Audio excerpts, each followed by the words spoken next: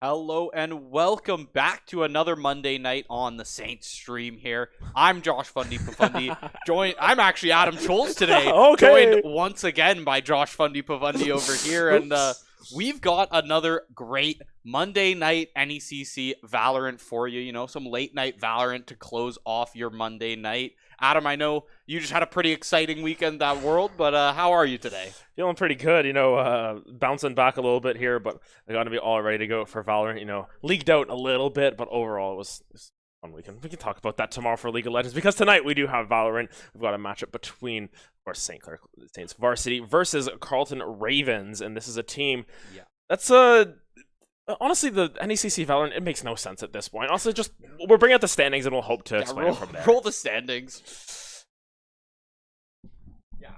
This is just a very interesting one. I mean, we've already talked about this a little bit before, but so many teams in this bracket, the score does not, their score does not reflect the power level of the team. And we've talked about this enough, really, in that last game against U Ottawa Garnet. They were coming into that 2-3, ended up pretty well mopping the floor with the Saints that game. And Carleton University in a very similar situation, but coming into our collegiate power rankings here, they were actually pretty high up there. You see them at number 15 there. I know you've got some stuff to say about this, Adam. I mean, overall, this ranking system is a little bit old. Granted, this is from October 1st. We're expecting new collegiate power rankings to come out soon. You look at down this list and you see a lot of these American schools, a lot of these big schools, and we've seen a lot of these schools do really well, but you look at number 3, Tammy Maroon, they're really struggling this season. A lot of these teams are all in the same division, so they're sort of cannibalizing each other. There seems to be a lack of some of these Canadian teams even, you see Carleton at 15, you see U Alberta there at 24, UBC Black at 22. There's a lot of really good Canadian teams that I think they are missing the mark on. So, with the other power rankings that we have the luxury of multiple power rankings. You see that St. Clair right now slotted at the top.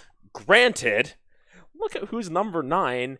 If you remember, Friday night, not the best of performances for St. Clair against U Ottawa, where we'll keep it a stack here. It was a pretty disgusting defeat. I mean, yeah, and teams are going to have those disgusting defeats, and, we've seen the Saints have their fair share of stomps as well, right? It's going to come full circle eventually, but I think this really just goes to show, the power rankings aren't everything, really. It really comes to who's coming to play on the day. But then again, we still can't come into this and say, 4-2, 3-3, Saints are going to take this one, right? Yeah. You can't really come into it and say that, because this whole NECC bracket is just all over the place.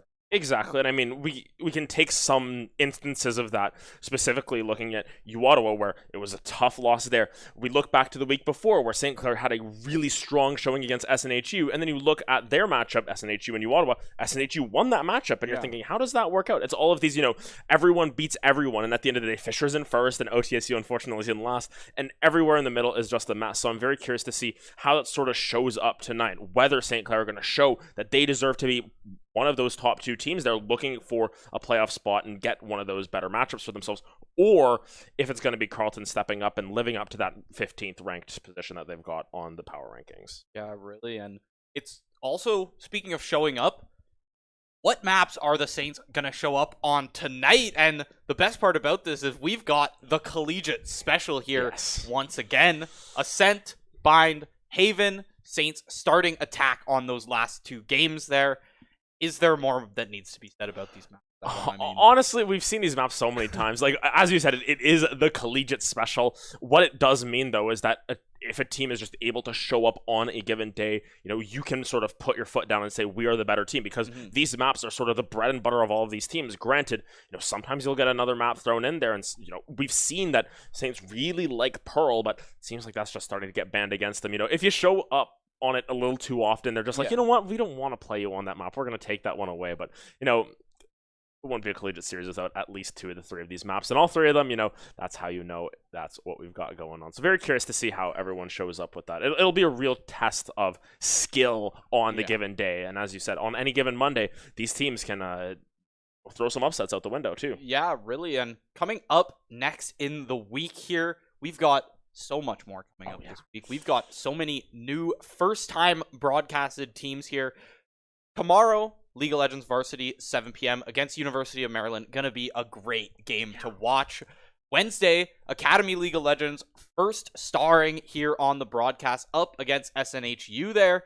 Thursday, we've got Halo Infinite, first time on the broadcast as well. They're going to be competing in that college Halo series. And then we've got Friday, Saturday, possibly Sunday, all stacked up with Rocket League.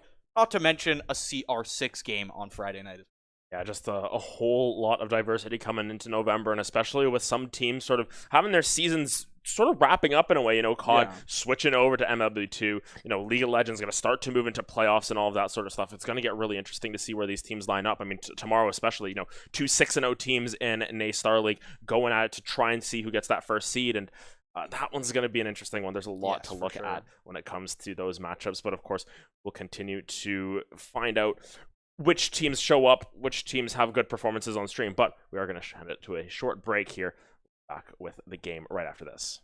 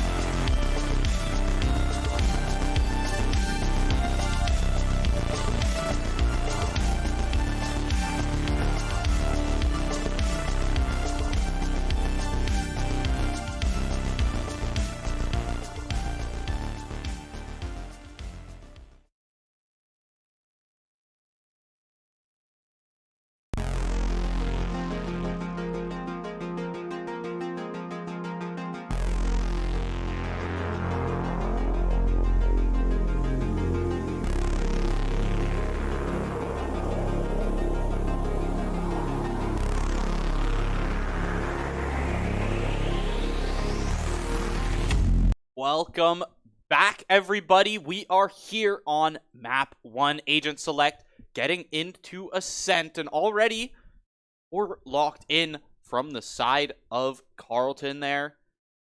And I guess we got to point out a bit of a change on this roster here. SCC Borge may recognize him from that Academy team, although he wasn't on the one Academy game we had on here, so maybe you don't recognize him, but either way, brought up from that Academy roster, now gonna be on this varsity roster as a part of the lineup, and this is gonna be his, I guess, stream debut, varsity debut, all of the above.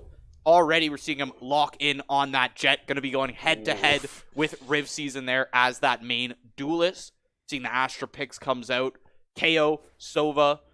Only difference really here is that Saints like to opt for that Killjoy a lot, whereas a lot of teams are still sticking with this Fade. And looking at this, you can see M's normally known for playing the Fade, for playing the Raze, playing the Jet. They're swapping over to the Sova this time around. So a little bit of a change of roles as well, with Borge coming through as the main duelist in this situation.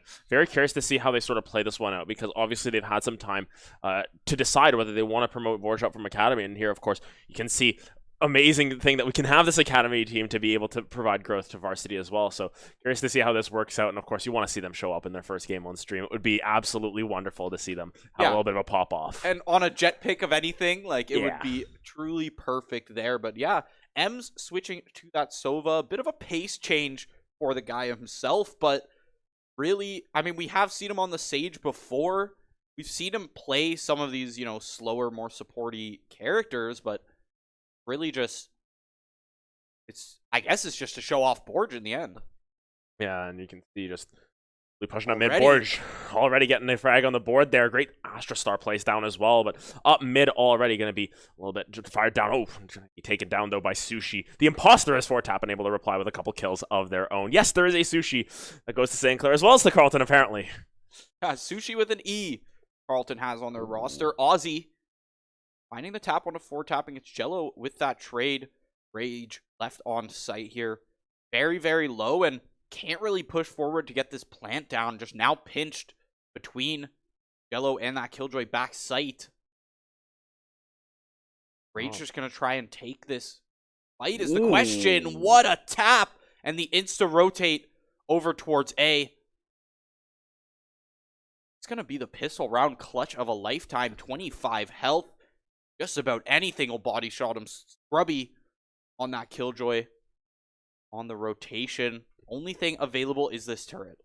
Yeah, it's just going to be the turret and 1 star available for Rage. So we'll find out where they opt to rotate through. Scrubby just trying to clear as much space as possible. But as you said, it's 1 body shot. That's all you need. Rage going to come around the corner.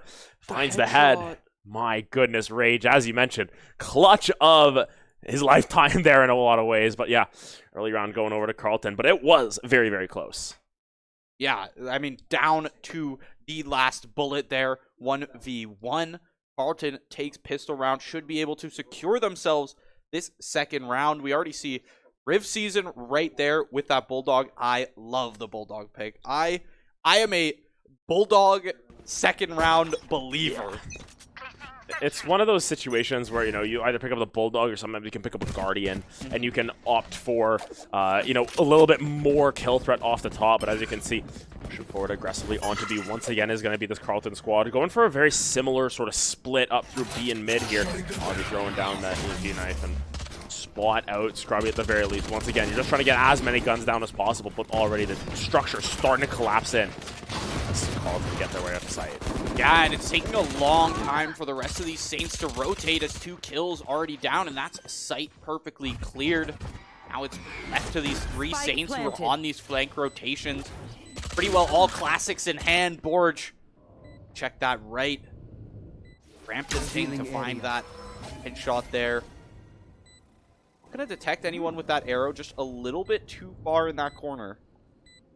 Last player standing. Now a 1v5 classic in hand. Ems finds the first tap. Second one. Second kill is good, but there's the double swing with those Spectres. Gonna shut him down, but overall, Ems turning it into not the worst second round in the world. Yeah, Ems makes it an okay anti-eco, to say the least there. They're going to have their full buys this time around, able to pull out, you know, a little bit more firepower. And you look on the flip side there, Brampton Ting, Riv Season, they're going to have to decide if they want to sort of full spend here. Seems like Riv Season going to go for it in this situation. But on the flip side, Brampton Ting going to save a little bit more, got to save up in case. But of course, this is one of those rounds where it's really important. Your first buy round, you really need to make sure you get that win, and you make sure it's a clean win as well. And that's why, as you mentioned off the top, the Bulldog is such a good purchase, because Rage can go toe-to-toe with some of these Vandals, with some of these Phantoms in this situation now. Yeah, he still can in many angles. You know, you can still feel confident with that Bulldog, whether you're going for those ADS shots or not, really. I mean, even just the spray of the Bulldog itself, 2 headshots still gonna find that kill. Ushi right around the corner, the flash comes out, Forge a little too aggressive on the dash, and no one else for the trade. Jello has to opt to move out of that one as the Astra Star pops, the second Borge falls. You can see just aggressively pushing forward now, buying a lot of space onto this A site here, throwing down that fade, sees onto Wine as well, just make sure that there's no sort of split play coming through. But you can see how much mid control they've gotten for themselves as well. You can see the KO's pushed up, you can see this Astra's pushed up as well for the side of Carleton. Now going to kill off that alarm bot. Is sort of sniffed out here, but now just a little bit of a back off here. They're taking their time. They're looking to see if they can maybe catch someone pushing up a little bit too deep, and still looking towards this A site, but nonetheless, it's hard angles to hold for the side of St. Clair. Yeah, for sure. There's the Nightfall gonna drop. I'm not sure if it actually takes anyone out there, though, as most of these Saints situated completely off of sight, just allowing the site control to come down in exchange for the ultimate. There's the recon bolt on Riv Season, hiding right behind those bricks, not going to be able to get shot out as the flank comes down from Sushi, and now the clock is ticking on these 4 Saints left. Look how many angles they're able to hold. This is crazy. Just sort of having a 5v4 retake situation makes it very difficult. Jello going to break down that door. Scrubby trying to push forward aggressively. These KO knives are just so good at scanning out multiple members, really preventing the util from being put down. Jello's able to pick up one on this side. Jello swinging hard, but Sushi's able to find a second one. M's going to be able to find a third. That's actually going to be Sushi able to find that third kill as well, but at the end of all of it, it will be St. Clair College able to get that defuse down. They're able to hold on to their buy round, but just barely. Just barely indeed. You're only holding on to 2 rifles after that round. And Carleton, in terms of eco, still sitting pretty well this round. The rest of the Saints going to be on a bit of a scuffed buy, coming in with 3,600 apiece. And then you see Forge at the bottom there, 3,200. Not the best start for the newcomer here, but there's always so many more rounds to pick up something. You see that Blade Storm close to coming online, 3 points away, and that's really where the Jet starts to shine. You know, we've seen Borge take a lot of these aggressive peaks at the starting of these defense rounds, and very strong on the Jet to be able to do that. But at the same time, when you've got a player like Riv Season who's going to meet you every single time and win that duel, sometimes you got to sit back on the Jet, wait a little bit. We're already seeing that. You can actually see coming through from 4-tapping a little bit of rat activity, as I like to call it. Opted for the Judge. Just going to do what, you know, some Astros will do. They'll send their smoke, hold the Judge, and as soon as someone peeks in, you just boom, boom, there you go. At that, just hold in the corner for now. 4-tapping, you know, you're going to be getting a lot more than 4 into them if you get a couple of Judge shots down. So let's see how that works out. But yeah, they were able to rotate around their guns and like to make sure that Borge was able to afford it. And you know, this is a really important round though, because you put so much into this. You know, you bought an extra gun effectively. You want to make sure that you're able to solidify your advantages as much as possible. But look at this, already the rotation out from Carleton. They're playing incredibly slow, much akin to what we saw to see White when they were on the stream. Carleton Raven squad, they're just taking their time, but look at this angle. It is so darn close. And if I'm not mistaken, it was actually Jello who shot out the drone, so they had no idea 4-tappings there. 2 kills from Brampton Ting to clean it up, though. The trade comes out, and an extra on top. Forge, there's the shots you need to hit. There's one, gonna fall to a double from Rage, though. Now it's Scrubby all the way on this rotation, stuck out a tree. Door has come down, has to pop it, has to reveal his position. A 1v2, bot comes up in 1 second, and that's all you have to your name. It's difficult as both of them playing through hell, holding the same angle, sort of holding hands. Scrubby needs to try and play this as methodically as possible. Take the 1v1s one by one, but unfortunately, Aussie to get that swing, got that angle, and that's going to be a round picked up for the side of Carleton. And as we mentioned, it was sort of a scuffed buy coming through from the side of St. Clair. Now they're going to be forced to save once again, whereas the economy for the side of Carleton is still going to be in relatively good shape. Granted, once again, you get sort of those rifle rotations around, you know, people buying for each other, passing it around to make sure it works out. But once again, 4-tapping, got the judge 2 rounds in a row. We love to see it. Yeah, we love to see the judge around here. I mean, we've seen so many crazy judge plays on this broadcast. I can't help but get excited when it gets bought, because even though 90% of the time it crashes and burns, maybe find one pick like the last round, occasionally you see a spot like this where 4-tapping so close, but just gonna fall. Dash smoke from Riv Season. Perfect jet entry, textbook play right there. Riv Season is just flying around the site right now, and the kills are going all Carleton's way. It's just left to board with that Sheriff. Data comes through, but not good enough. Yeah, a couple of shots through, but I think they were on the shoulder of Rage there. But yeah, Riv Season just getting in onto site, getting that good in, and just looking for as many kills as possible. Was able to find, I think, only 1 or 2 there, but nonetheless was just causing so much chaos. I mean, watching that, we were getting a little dizzy about what they were doing, but nonetheless, you can see still working on that economy for the side of St. Clair. You can see light shields for Scrubby, not able to get a full buy, but looks like we're going to get a little bit of a timeout as the Saints try and reflect and get some strategies together, because thus far in this early game, it's been a little bit rough for them. Yeah, for sure. And I mean, I think a lot of that just comes down to early aggression from Riv Season. A lot. I mean, the past two rounds, we've seen 4-tapping on that judge. Did not work out last round.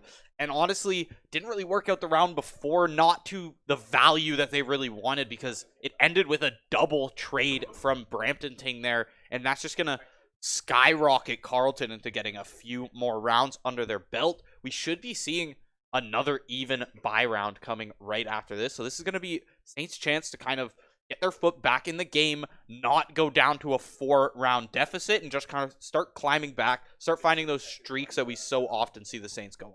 And I think that the story of the Saints roster through the entire season has been momentum. They are so good when they're able to get on a roll. I think back to Campus Clutch, where they were just able to rattle off, 8, 9, 10 rounds in a row, and we're just able to take that momentum. Same thing goes the opposite way, though. If you lose that momentum, and Carleton are able to pick that up, it's so hard to get it back for this roster. So it feels as if they're sort of emotional players. If when they're winning, they're feeling good. When they're losing, morale can get a little bit low. It's they like to play with their hearts on their sleeves, so to speak. Yeah, momentum-based team is what we've said all year, and coming off of last week, it seems the momentum has not been swung in a different direction, at least on this starting defensive half, because if I recall correctly, the defense is where we saw the Saints have a lot of their success on Ascent, so already seeing the strength of this Carleton roster, if anything. And, I mean, it's a little bit odd to just see St. Clair go up against both Ottawa schools over the course of 4 days. And, you really want to make sure you get something out of it. And as we've said, everyone's beating everyone. It's so competitive. A loss is so detrimental to your season success because, once again, we look at the overall standings. If you lose this one, you're 4-3. Now you're in that mix in the middle where you're basically a loss away from possibly falling out of playoffs. But if you get this win, you're also pushing yourself up into second place right behind Fisher College. It's been such a mess in the standings. It's so difficult to get a pulse on it. And every single round matters to that extent because you want to try and get that round differential, the map differential, all in your favor. But look at this. A whole minute goes by and nothing moving from the side of Carleton. They're going to go for this last second execute. Yeah, I mean, all we really saw was Brampton Ting kind of get a little aggressive on Cat, just throw some shots out there, start pre-firing. Huge Hunter's Fury from M. Shutting down that push immediately. There's the drone coming in as well. Scrubby beautifully anchoring on site as this Killjoy. And there's the peek from Borge. That's what we needed to see from the young gun all game. But it's a trade from Brampton Ting. He is on those headshots, Brampton Ting. Yeah, a really good execute. I mean, M's just sort of figured, hey, they've got to push through this. We've got every other angle pushed off, and with the time ticking down, M just fires it out, gets 2 picking up for themselves, and, it's such a clutch ultimate coming through. You didn't really have to use that much in the grand scheme of things. It was just the Hunter's Fury coming through for the side of St. Clair to dissuade that push. You get that round win. You pick up a lot of rifles as well for yourself, and all of a sudden, your economy is now the one that's booming. And Carleton, now you've really got to get this round win for yourself. You need to make sure you hold the door. This is going to be the knives thrown out from the Jet as well. and knives are popped. Starting of the round. This is going to be the decisive one to show if Borge should be on that jet pick, I think. Because it's going to come down to, you know, Ems versus Borge. If that's what they're going to go in to these next few games. Time for, you know, this pickup to shine. If anything, we've seen Borge good for their 1. We've seen that. Let's see you good for your 2 or 3. You shut down a push. It's going to be the decisive round, but already Carleton is so content with just waiting down the clock, baiting out the utility. Brampton going to throw a drone in just to see, really, but there's a suppress to actually shut it down, so no info gain, and suppression is on a cooldown. That drone is not. That was 400 credits gone. You can just see how patient both of these teams are playing. Borge just holding this angle forever. Little do they know that Riv Season right around that corner. Are they going to be ready for the jet to just potentially be standing there? Here comes the execute, though, onto the site, getting pulled in. Knives coming through, not going to land anything is Borge, but they know what is going on. They've still got that tool available to them. Riv going to be able to take down Jello into the ultimate before Tapping able to reply. Borge able to reply with 1 in reply, but it's going to be Brampton picking it up. It's Borge for 2 there. For Tappin, going to be able to take down Aussie as well. It is just the Astra from Rage left available, but they've been clutch all game thus far. They're not going to be able to clean it up there. Borge finds their 3, and exactly what you were saying, you need to get multiple kills with that jet ultimate. Does exactly that. Yeah, Borge coming in and now showing the value that they can bring to this varsity roster on that jet. Beautiful play from them. Honestly, the most unfortunate part of that round was that nobody revived Jello at the end. There was nobody else pushed it onto site, and just came down to those angles being held, but it's all right. The eco in Saints' favor right now. The rebuy comes through immediately. You still see 6K, 4K, 3K in the back pocket there. It's comfortable. It's a comfortable econ advantage. Granted, there is some tools available for Carleton, specifically that jet ultimate that we were talking about that was so strong for Borge. It is available for Riv Season. Granted, not going to land that first shot. Ems, though, pushing up. Gets a little bit too far up there. Gets taken down. Borge now holding this angle. It is so tough. Borge able to find 1. Is traded back immediately. Scrubby able to find another one, but Riv Season good for 3. Showing anything you can do, I can do better in that situation. Jet one off, and that one before Tapping with the nice little corner. It's going to be a 2v2 across the map. A little bit of an advantage over to Saints in the health pool as well. Yeah, now down to a 2v2, but health advantage doesn't mean much when Riv Season is just tapping heads with these blades, with this blade storm right now, and the entry gonna come through. 4 tapping, playing pretty well off site, but Jello already rotating towards this A side, and there's the info gonna come through. Jello already now on the full rotate, and it's Riv Season who has to put down that plant.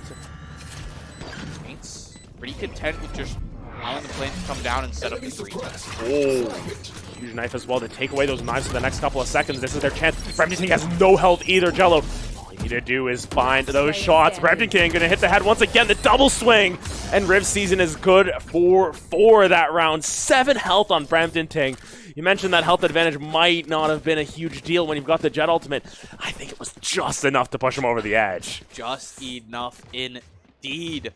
Brampton Ting living that with, yeah, 7 health at the end of that round. Holding their own number with that one. Get out, and not only that, but keeping another rifle in the hands of this Carleton team that already you see that eco still not in the best spot. Op comes out from Borge. This is a call-out play. This is a stand-out play, and you really got to make some value with this, especially after losing last round.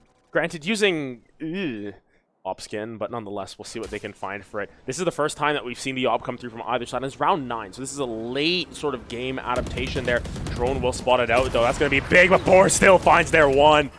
Great pickup onto Riv Season. Take that heat out of the inventory for just a little bit. It will take a little bit of crossfire on the way through, but great pickup from Borge early on in this round.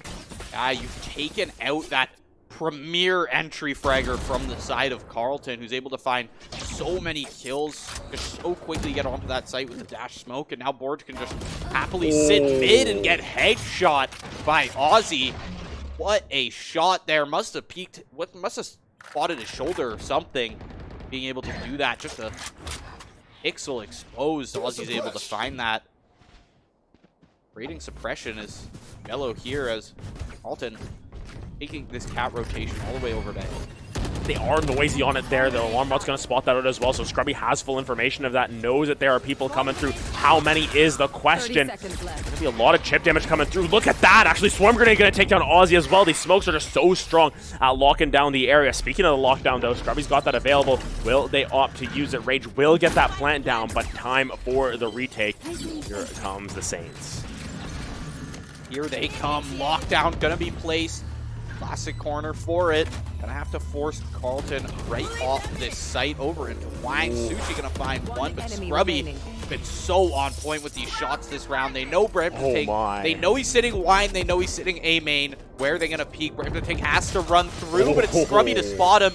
Pick up the 3K. Someone who hasn't seen much attention this game. A lot of A play from Carleton. Scrubby's pretty well been set up B all game, but coming through, finding the 3K, and probably a perfect Killjoy round. I mean, you played so well to your kit there. You allowed the Nano Swarm to be able to finish off that kill on the Sova there. Just spam through those smokes, use your lockdown, play with the team. Can't ask for much more. And I mean, you look at this roster and you see, you know, your typical strong performances coming through from Fortap, but you see Borsch right up there. You can see how well they're fitting into this team, fitting into that ecosystem.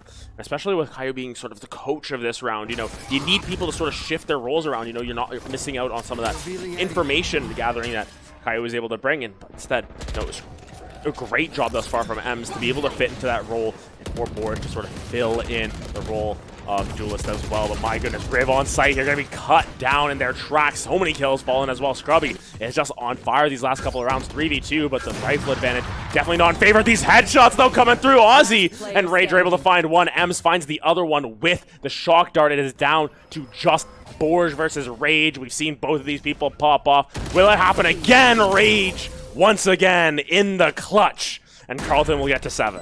Tough to hold there for Borge, and Rage just on those shots. Insta headshot comes out there, and yeah, that's a tough angle for Borge to hold. I mean, the Astra smoke comes out. You have to assume they're peeking the right side, but that smoke allows them to peek so far left if they decided to run around it, all the way around those double boxes as well. It's like you're almost taking a 50-50 there. You know, you have to choose one of these angles to hold, and instead, Borge opts to hold it, not scoped in, and just too quick on those Vandal shots. Rage now taking this 2-round lead back for Carleton. Ooh. There's the dash through. Immediately, Rift Season falls, but Brampton Ting on the follow-up. I cannot use that. Fortap, though, doing a really good job of finding their picks as well. Fortap, and oh my goodness, what a quick round. Wow. That's 3 kills picked up from the Astra. It gives them a chance to tie up this half. As you can see, these econs just going back and forth now. It's going to force a little bit of a, you know, scuffed buy coming through from Carleton even after they had a full buy last round. You know, it's been so back and forth in this one. You can see the momentum after that timeout really gone back in favor of the side of St. Clair. We talked about that off the top, and definitely rearing its head here. Out of the last 6 rounds for them going the way of St. Clair, they're really looking to try and make that 5 for 7 here. Yeah, I mean, they have to. Carleton needs to keep this lead in hand, because I think you allow Saints to get to attack here, and they may be able to just get onto site, set up. You've got that Killjoy there. As long as Scrubby's able to make it on the site and set up, it is going to be a hard retake for Carleton. No, but one thing that could make it easier is a lot of these players being just absolutely on the ball today. Riv Season, Rage, we've seen crazy shots out of them too. Brampton Ting always there on the trades, and we see him on the Guardian this time, but we know headshots are not a problem for that player. I mean, if you look at it as well, Fortappen's been on their game. Borsch has done really well popping in here. I mean, M's playing an unfamiliar agent at that on the Sova, doing a really good job as well. But here comes the X2 Fortappen already finding their one onto Riv as they push on the site. Brampton Ting trying to find an angle around with that Guardian, able to find a head. There's one, there's 2 picked up by Brampton Ting, but Borsch here on the reply. It is a 2v1 situation. Brampton Ting's going to have to pull something out of their hat. Doesn't seem like they're going to be able to find it. Borsch able to cut them down. And what a good half. 6-6. Back and forth we go. And yet, it's all squared up as we switch sides. Yeah, Saints. Looks like they just needed a little bit of time to figure out how these role swaps are going to work for a second. And it's working out favorably for them. You see that scoreline. You see a lot of those early rounds 2 rounds going Carleton way. Saints are able to take that first buy round. Another 2 rounds Carleton's way, and already you're down 3 rounds. It definitely hurts, but you start to make that comeback. You even out the half, and now you get to play for attack and see what you can do. Been a great performance out of Fortappen, and I think at this point we always like to talk about the pop-off performances that come through, and it almost feels like rarely we're talking about Fortappen in that context, but we're always saying they are one of the main contributors. You know, they're always second frag in there. They're always doing a lot on these agents and so comfortable on the Astra despite it not being the most meta. But look at this spam through the wall. Boar's not going to be able to find it. Riv able to find one onto Jello. Is traded back by Scrubby as well, but Sushi just spamming through those smokes as well. Lots of shots being fired. Not a lot of bodies hitting the floor quite yet, but Boar's going to push aggressively up through mid into market. Into market here. We see 2 about to swing. It's Ems and Fortappen to make it onto the site. Brampton Ting not able to find one. You shut down that player early, and you are looking good for the rest of this round. Scrubby with the taps. Going to be traded out. At about 10 health there. The body shot comes through from Sushi down to a 2v2. No Killjoy left. I said that was going to be the decisive one in these post plants, and now it's Astra v Astra coming down in terms of utility. There's the tap to come through. Borg dangerously low. Last player standing. Yeah, Borg able to trade that one back, but 7 health once again. Will Sushi be able to get the read right? This is so difficult from Borg, but he finds the head. What a shot here in their debut. They clutch it up in a crazy way. Yeah, surprising that I didn't hear them screaming from the other room this time. Very interesting switch up. Seems like they're keeping it calm, cool, and collected for this one, and that's what you got to do to mount, you know, pretty well a comeback coming in here, as they were so down at the starting of that first half.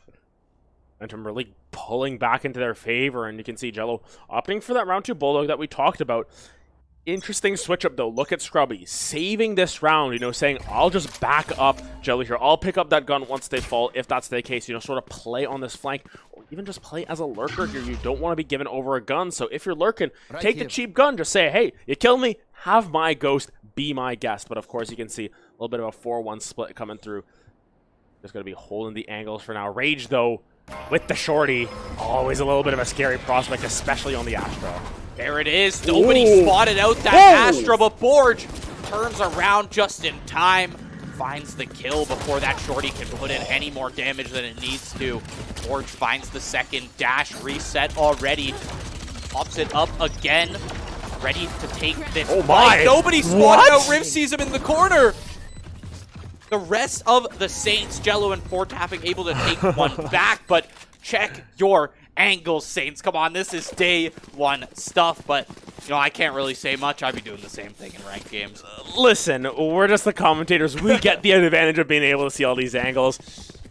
Good shots coming through from Briv of note, you know, being able to hit those heads, be able to sort of stay undetected and have that trigger discipline, but nonetheless, you can see the power of that Bulldog sort of being able to pull it through. The fire rate, just being able to say, hey, I'm going to spray you down. I'm going to get whatever I want. And Jello finally being able to have a solid round for themselves. You can see the buys coming through, though. A couple of Spectres held on, but there's a Sheriff in tow. You know, it's not the cleanest of bonuses for the side of St. Clair, but once again, if you can pick up this round, it's so much momentum taken out of the sails from Carleton there.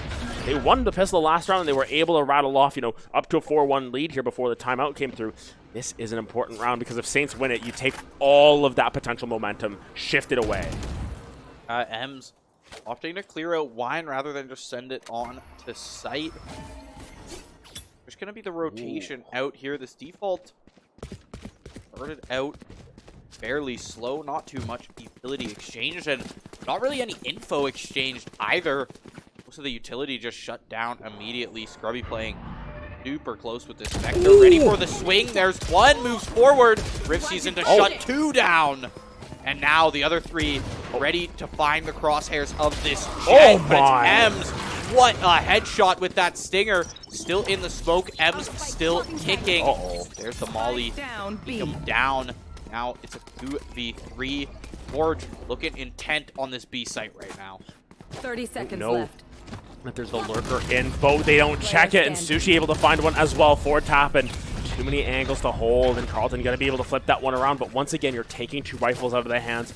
not the worst case scenario where we'll have to see what St. Clair are able to pull back on their buy round this time around. Granted, you can see the economy's still a little bit worse for wear there. You know, no extra credits on M's, 200 left on 4-tap in there. This is another important win. But on the flip side, you see Brampton Ting with the Stinger. Riv season, they had a really good start, so they've got the knives available. But nonetheless, Riv has just been so strong at finding these early picks and getting multiple, you know, every single time. They're getting there too. Yeah, given that Rift Season has that Blade Storm available, not the worst buy round for Carleton. They could definitely make this work, especially a player like Brampton Ting here, who's been playing close corners the entire game anyway and finding headshots with just about any gun in the book. We've seen it on the Guardian, we've seen it on the Phantom. Would not be surprised if we see it come through on the Stinger in that close quarters garage angle there. Forge already taken aggressive stance up here on mid, but just gonna fall back. Not too much info to speak of, and not really opting to take that market towards B. Where these stars are, though, it's so scary every single time. It's time for the soldier. Oh my goodness, take out Rage, make those stars useless there. Jello able to find the head on that one, so onto site they push. A little bit difficult, though, because, you know, it is just one pick. It's so difficult to secure these sites. These retakes have been so good, but spamming through the wall, already getting this fade down relatively low. Scrubby going to get that plant, and now 45 seconds to play with. Let's see how this defense of the site goes for St. Clair now. One player up. Garage door going to be spammed down. It's actually M's spotted out. The rotate comes through. Will he make it out of the crosshairs here? Riv Season so low. M's able to find it, but Brampton Ting right there on the trade once again. There's 3 kills coming through, and it's all down to 4-tapping. Pulling them in. First spray gonna be whiffed, but the Astra utility is so good. Post plant, there's the one. Now you're playing it a 1v1, but Brampton Ting too good on those headshots. The 3K in the round, and just enough time to make it work. 2 seconds left there, shutting them down, evening back out this game. We have a map on our hands, Adam. Goodness, and it was so tense when you saw them just pushing forward onto Scrubby. They sent 2 members for him. You thought, hey, this might just be enough. It's basically a 4v2 on site, but a great turnaround there, I think, from Aussie. Was able to find some clutch picks there, and then 4-tap and just trying to hold their resolve. It's so difficult in those situations because you get your one, you start to be like, yeah, we can do this. I got this. I've got the clutch. Sometimes you just overheat a little bit too much, and unfortunately, it's going to even out this map, but nonetheless, it's going to be a little bit more in favor of Carleton here because, as we mentioned from the get-go, that economic advantage that you can get if you get your buy round plus the bonus afterwards is so strong for it, though. With the knives, they're going to be the number to watch. Once again, they had a great ult last time around on the same round. Yeah, Forge. Dash updraft. Actually not going to be good to get on top of that generator. Just a little too late there, but still going to serve the purpose of getting onto site, making it that space, and getting the plant down already about, feels like 10 seconds into this round. Carleton, they're on the clock. Oh! Great pick up Riv there. 4-tap and just sort of caught lacking there, but now they know where they are. There's a couple in tree. Gonna be super important as the Killjoy all just stalls them out for so long. It's such a good use of that M's, though, with the Stinger. We've seen them do it once. Can they do it again on Riv Season? It's the gold Stinger buff he's got there. Jello. Headshot to come on the board. Aussie shuts down Forge. Aussie going off this round. Not going to be traded out yet either. Oh my. Ems is going to be pushed, but the Hunter's Fury should be good for a second. There's Sushi. The extra players were just, you know, they had them in the arsenal to be able to push Ems there. Bit of a desperation ult to try and close out the round, and now Saints are not going to be in a good position coming into the next round or two here. They got the half effectively. That was the main thing. They just held it for as long as possible to try and flip that round around. And once again, you know, comes down to 3-4 seconds. That's how close these Valorant rounds can end up. At the end of the day, though, it doesn't matter if it's, you know, a 2-second defuse, a 1-second defuse. That doesn't give you any bonus points. It's still a round going the opposite way. And now you see the buys coming through. It's a full save coming through from the side of St. Clair. It's a Stinger, a couple of Sheriffs. They're going to try and take some of these rifles out of these hands, but nonetheless, it's going to be an uphill battle, especially considering the ultimates available for Carleton. You've got the Hunter's Sphere, you've got that Null Command as well from the KO. So just so much zone control that you can muster for yourself. Sushi, though, sniffs this one out. They missed him on the swing, the timing. timing, the suppress, not gonna land on the Sushi, so those Prowlers still gonna be possible. I think one's being sent through a smoke right now, Need that back. or sending themselves through the smoke, getting onto that site there is gonna be cleared off. Sushi check in the corner. Here the shots are gonna come out. Forge, you cannot whiff those when Sushi is shooting at Ems. Gonna be 1-for-1 in the plant to come down. Hunter's Fury eggs one, but that's about it here. Grubby and Ems dangerously low on health. 4-tapping, playing far off site. Eco for the Saints here. The Sheriff not going to be strong enough. Ems loves that stinger, but going to be sprayed down through the smoke, and it's Jello just waiting to be absolutely collapsed on under Heaven there, and it's a 2-round lead once again for Carleton University. So challenging once again, you know, 4 rounds in a row now for Carleton. It's all about that momentum. Just as St. Clair able to get some in their favor, it flips back around, but now on this buy round, we'll see what they can muster up for themselves, because this is an important one. You lose this one, you're down to 11, you got a full save and go for a buy on 12 at that point. You're basically betting on overtime, but of course, the timeout, very timely. I think very much expected to see them come through with this one at this point, and I think for the side of St. Clair, it's so challenging when you have all these rounds come down to a couple seconds to not lose your composure a little bit there, because even on your save round, you're able to find a couple of picks, but nonetheless, just those few seconds that make the difference. And as we said, there's no bonus points for, you know, letting them get the diffuse with half a second left. You know, it's still a round loss at the end of the day. Yeah, and it's really coming down to the retakes. Carleton, as opposed to that St. Clair half, St. Clair found most of their rounds on that half by shutting down the push before it happened. Carleton is finding their rounds on these retakes, coming in, shutting down Borge, shutting down 4-tapping, who's so constantly playing off-site and just being caught out by Riv Season or caught out by Aussie or another one of these players, that you can't really play for those post-plant setups if the retakes are just too strong.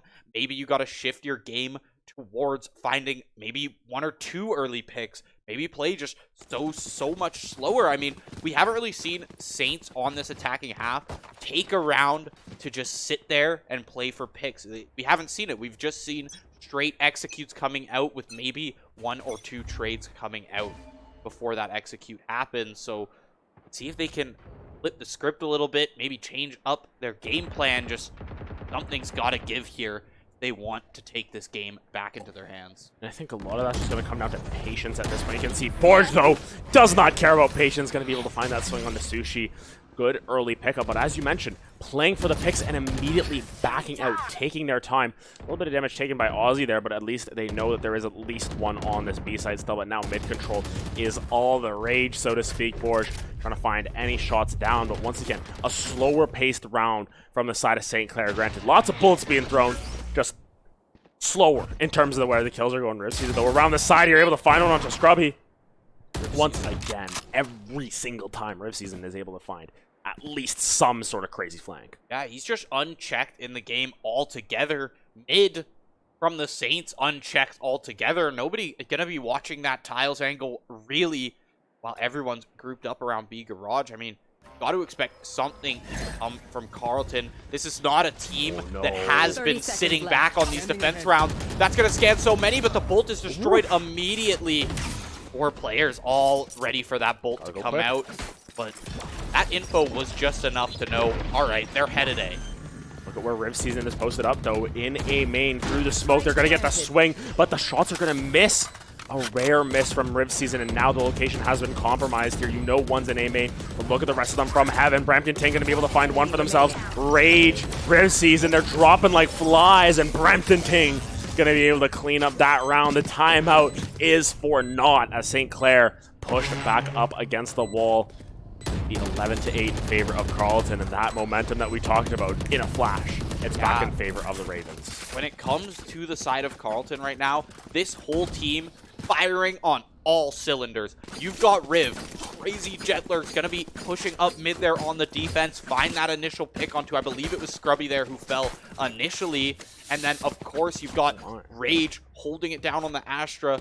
Brampton Ting, I always see him in the kill feed there, regardless of where they are on the map. Every single team member is just contributing so much, whereas on the side of St. Clair, it seems like while the scoreboard looks fairly even, it feels like a lot of these players are just not there when they need to be in the rounds.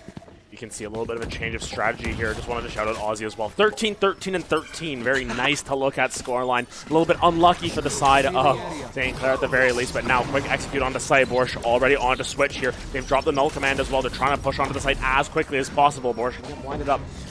Jello for just a little bit, but the knife going to be cut down as well. Scrubby able to find a pick onto site as well. Brampton Ting going to be taken down. Rift Season, though, on the lurk is going to get one, but will be traded back as Jello able to wrap around. But now, this site is going to be difficult to hold here. You can see low health bar on Jello. That ultimate not going to be up and available, but 4 tapping on the rat angle once again. What will they be? Can they find something is the question. We see that Astra come upstairs, or it's actually a fade there. Sushi to find it. Cosmic Divide gonna come out. Rage finds the kill. Scrubby in the 1v1. Shots to come through. You gave away your position, Rage, trying to hit that pre-fire, and it gave Scrubby that 3K. Scrubby keeping the team from match point right now, finding now second on the leaderboards as well. What a joy on that kill, as you can see, just able to collect that up for themselves. It is so dang close in this matchup here. The scoreboard does not lie. Everyone is performing on all levels there. Jello, slow start, but once again, you can see they're able to have that clutch gene. We've seen Jello show up for this team before. Even still, you know, it's strange to see Rage at the bottom there. It feels like Rage has been that clutch gene for them. For them to not have the frags to speak of, it's a little bit weird to see, but that's just how balanced these teams have been. It's really difficult to split any hairs when it comes to it, but the Astro Ball going to come down onto this B site. Are they just going to go back for a little bit of a run back play here? Yeah, Pop Flash out of the smoke for Jello. Borg immediately down onto that garage, going to close that up. Taking a lot of damage. Borg, there you go. Push the Cosmic Divide right there. Find your way onto site. Boathouse actually cleared this time. Very key there from the Saints, and Aussie coming in for 2. That's going to ruin that 14-14 scoreline, but a 3K, they'll take it any day. Scrubby, lockdown, Killjoy on site. The right clicks, are they going to be good? They are. There it is. Sushi had to try and push that lockdown last second and was locked down instead. Yeah. Hello?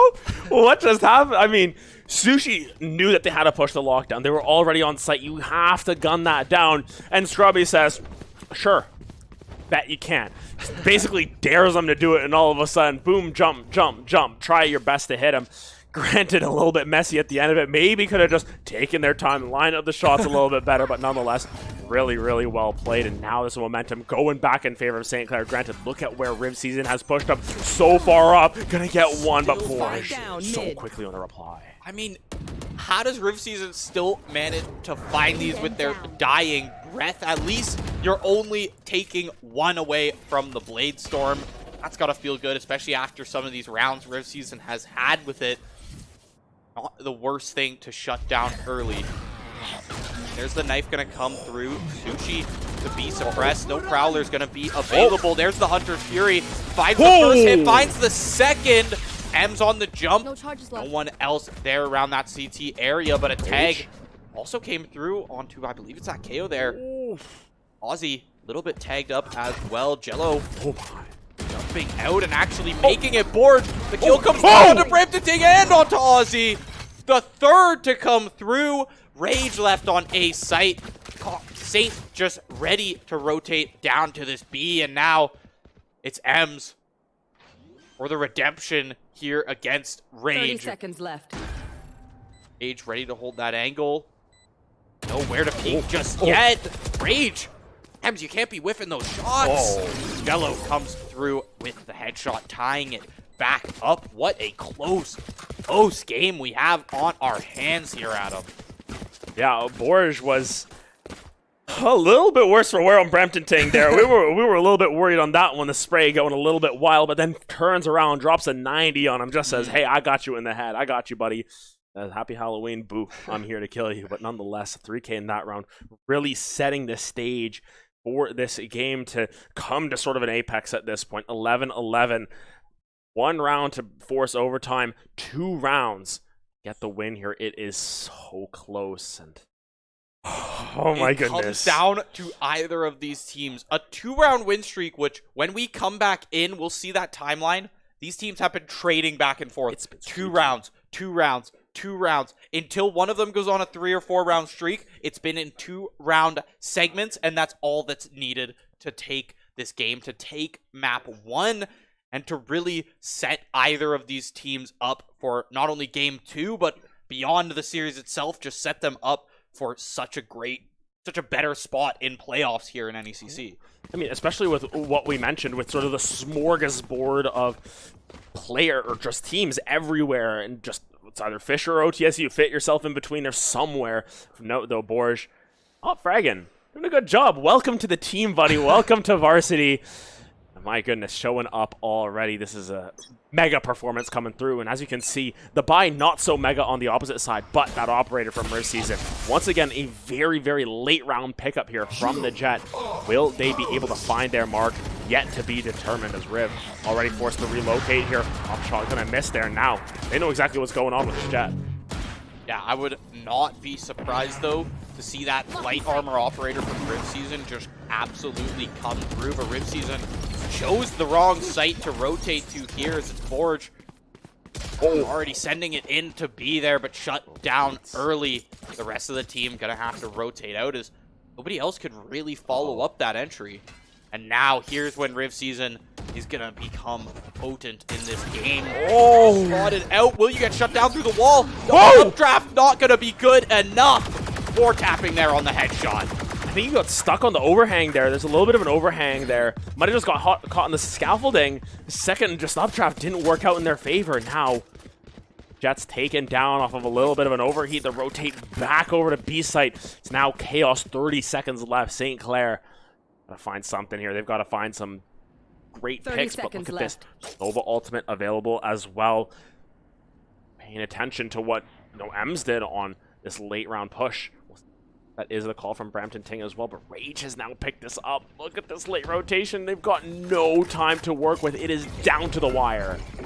At 12 seconds left, Plant has to come down soon. 1 from Rage, but the trade is good. Will Ems stick that plant? Gonna fall to that Hunter's Fury from Brampton Ting. The time is not in their side, and that's the 12th round for Carleton. 1 more to take this game. 1 more for the Saints to bring us into overtime. Yeah, and it ends up being 2 rifles saved from the side of Carleton. It's still going to be a little bit of a scuffed buy. You can see not going to be something on Riv Season. No knives to speak of either. Rage as well. They've got that ultimate. They don't have the ability to buy a gun. I believe they're trying to reallocate funds on Sushi there to be able to afford something or other. Brampton Ting going to be the one to sort of eat the weaker gun there as well as Rage, but nonetheless, Borge, not the last round here. Got to see what this guy can do because he's shown up in the clutch for the side of St. Clair. Push this to overtime. All you need is that 1 last round, and already a little bit of a different strategy going through mid this time. We haven't seen this in, I would say, 7 or 8 rounds for either of the teams. Yeah, I mean, neither of these teams seem to be really big fans of this ascent mid here. Rather just stick everyone A, stick everyone B. That spike down early. Are they able to pick it up? 4 tapping grabs it, but now stuck in this corner. Smokes fall.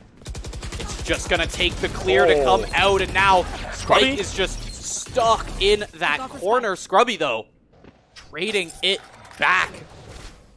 It right back in their faces there. Brampton Ting to shut him down, and it's Scrubby 1v3 to save the game. Stuck in B main here, getting cleared out from all angles, and you can just see the side of Carleton already setting up on all points of this map. They don't know. They don't know quite yet. If Scrubby can sort of isolate some of these 1v1s, that is how you perform. Look at this. So close in proximity, but the Soba has no clue. Second, Sushi's going to be the one to check this first. 30 seconds left. Timing. Oh, no. What is Whoa, happening? the Fade Hunt goes long. 20 seconds left in Scrubby's arsenal. The shots are going to whip. Still hits it and doesn't take a shot back, but there's Brampton Ting. Vandal in hand after that kill on to Jello to take the game. Scrubby, so close to greatness, but gonna fall just short. Carleton University takes game 1 in the series. Gonna have to try and move on to Bind to take that second.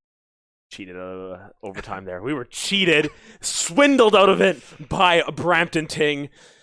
The most Brampton Ting way I could think of, just absolutely stolen from us. And I mean, if we just look at how that game just as a whole, just so much going on every single round, so much momentum traded back and forth. It's so difficult to get a feel on who's really the stronger team coming into it because of how back and forth it came. Nonetheless, Saints showing a really good performance. I want to give a huge shout out to Borj as well. Just really showing up in that debut performance, but once again, just not quite enough to get them over the edge. And I'll have to see how they reallocate themselves for bind here. Well, I want to see what the agent pullouts are going to be. Yeah, it felt like these teams from both sides, it felt like we saw multiple versions of each team every half. Like one, on that attacking half from Carleton, it felt like initially we saw that just straight aggression, right? Riv Season getting in there, every team member contributing to that entry after the initial pick, and then just kind of capitalizing off of that. Whereas, later in that half, as the Saints started to pick it up, we saw that Carleton was taking their time, waiting until 40 seconds, 20 seconds to make any of these executes happen before even showing their faces any members of St. Clair. It was just so different, and we saw both teams trying out so many different strategies, even while on the same side. It was really stark to see the differences coming through, and I think a lot of what St. Clair needed to do, they needed to try and take that momentum, that next little step. I think that timeout that came through from Carleton really messed with their tempo, and I think maybe a little bit unexpected. They didn't take one in the first half when they were starting to lose momentum. They took it in the second half, and it might have just frozen them out a little bit, put them in the cooler, and nonetheless, still a great game from both of these teams, and I'm very, very curious to see what adaptations St. Clair make to try and push this to a map 3. And speaking of map 3, we got to play map 2 first, but we're going to take just a quick break before that. Let you guys watch some replays from that last game there, and we will meet you all in Agent Select for map 2 Bind. Now a 1v5 classic in hand. M finds the first tap. Second one. Second kill is good. You get this win, you're also pushing yourself up into second place right behind Fisher College. It's been such a mess in this standing. It's so difficult to get a pulse on it. Every single round matters to that extent because you want to try and get that round differential, the map differential, all in your favor. But look at this. A whole minute goes by and nothing moving from the side of Carleton. They're going to go for this last second execute. Yeah, I mean, all we really saw was Brampton Ting kind of get a little aggressive on Cat, just throw some shots out there, start pre-firing. Huge Hunter's Fury from M. Shutting down that saw was Brampton Ting kind of get a little aggressive on Cat, just throw some shots out there, start pre-firing. Huge Hunter's Fury from M. Shutting down that push immediately. There's the drone coming in as well. Scrubby beautifully anchoring on site as this Killjoy, and there's the peek from Borj. That's what we needed to see from the young gun all game. It's a trade from Brampton. Standing there. Here comes the execute though onto the site, getting pulled in. Knives coming through, not going to land anything is Borj, but they know what is going on. They've still got that tool available to them. Riv's going to be able to take down Jello into the ultimate, but Fortappen able to reply. Borj able to reply with one in reply, but it's going to be Brampton picking it up. It's Borj for 2 there. Fortappen going to be able to take down Aussie as well. It is just the Astra from Rage left available, but they've been clutch all game thus far. Going to be able to clean it up there. Borj finds their 3, and exactly what you were saying. And there's the info going to come through. Jello already now on the full rotate in the Riv Season, who has to put down that plant. It's pretty content with just allowing the plant to come down instead of whoa. Use knife as well to take away those knives for the next couple of seconds. This is their chance. Brampton King has no health either. Jello to do is find those shots. Brampton King gonna hit the head once again, the double swing, and Riv Season is good for that round. 7 health on Brampton King. Oh, still not in the best spot. Off comes out from Borj. This is a call-out play. This is a stand-out play, and you really got to make some value with this, especially after losing last one. Granted, using op skin, but nonetheless, we'll see what they can find for it. This is the first time that we've seen the op come through from either side. It's round 9, so this is a late sort of game adaptation there. Drone will spot it out, though. That's going to be big, but Borj still finds their 1. Great pickup on the Riv Season. Take that heat out, especially with Caio being sort of the coach of this round. You need people to sort of shift their roles around. You're missing out on some of that information gathering that Caio was able to bring, and instead, it was a great job thus far from Ems to be able to fit into that role. for Boris to sort of fill in the role of Duelist as well. But my goodness, Riv on site, they're going to be cut down in their tracks. So many kills falling as well. Scrubby is just on fire these last couple of rounds, 3v2, but the rifle advantage definitely not in favor. These headshots though coming through on. Crazy shots out of them too. Brampton Ting always there on the trades, and we see them Guardian this time, but we know headshots are not a problem. I mean, if you look at it as well, Fortap has been on their game. Boris has done really well popping in here. I mean, M's playing an unfamiliar agent at that on the Sova, doing a really good job as well. But here comes the X2 Fortap and already finding their one onto Riv as they push on the side. Brampton Ting trying to find an angle around with that Guardian, able to find a head. There's one, there's two picked up by Brampton Ting, but Borge. 2v2, no Killjoy left. I said that was going to be the decisive one in these post plants, and now it's Astra v Astra. Whoa. Coming down in terms of ability. There's the tap to come through. Board dangerously low. Yeah, Borge able to trade that one back, but 7 health once again. Will Sushi be able to get the read right? This is so difficult from Borge, but he finds the head. What a shot here in their debut. They clutch it up in a crazy set already. Pops it up again. Ready to take this. Oh my! Nobody's what? A little bit difficult though, because you know it is just one pick. It's so difficult to secure these sites. These retakes have been so good, but spamming through the wall, already getting this fade down relatively low. It's probably gonna get that plant, and now 45 seconds to play with. Let's see how this defense of the site goes for St. Clair now. One player up. Garage door gonna be spammed down. Oh. It's actually M's who spotted out. The rotate comes through. Will he make it out of the crosshairs here? Ripsy's so low. M's. 4 players all ready for that bolt to come out. But that info was just enough to know, all right, they're headed A. So where Riv Season is posted up, though, in A main through the smoke, they're going to get the swing, but the shots are going to miss. A rare miss from Riv Season, and now the location has been compromised here. You know one's in A main, but look at the rest of them from Heaven. Brampton Ting going to be able to find one for themselves. Rage, Riv Season, they're dropping like flies, and Brampton Ting going to be able to clean up that round. The timeout is called to hold here. You can see low health for Angelo. That ultimate not going to be up and available, but before tapping on the rat angle once again. Can they find something is the question. We see that Astra come upstairs. There's actually a fade there. Sushi to find it.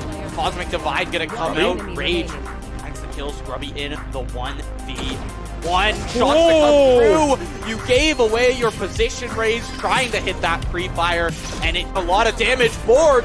There you go. Push the Cosmic Divide right there. Find your way onto site. Boathouse actually cleared this time. Very key there from the Saints, and Aussie coming in for 2. That's going to ruin that 14-14 scoreline, but a 3K, they'll take it any day. Scrubby, lockdown, Killjoy on site. The right clicks, are they going to be good? They are.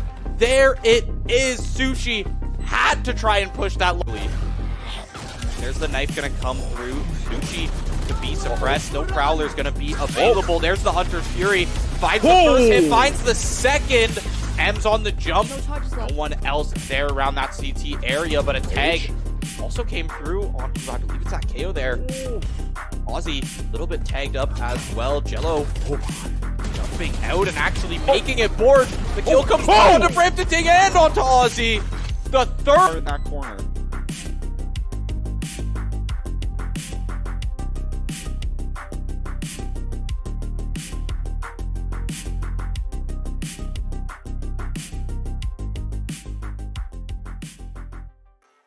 And welcome back, Saints fan, to Game 2 here between St. Clair Varsity, of course, against the Carleton Ravens. Carleton with a very strong showing on Ascent. Saints had a strong showing as well. It just wasn't quite enough to push them over the edge, and we talked about that momentum.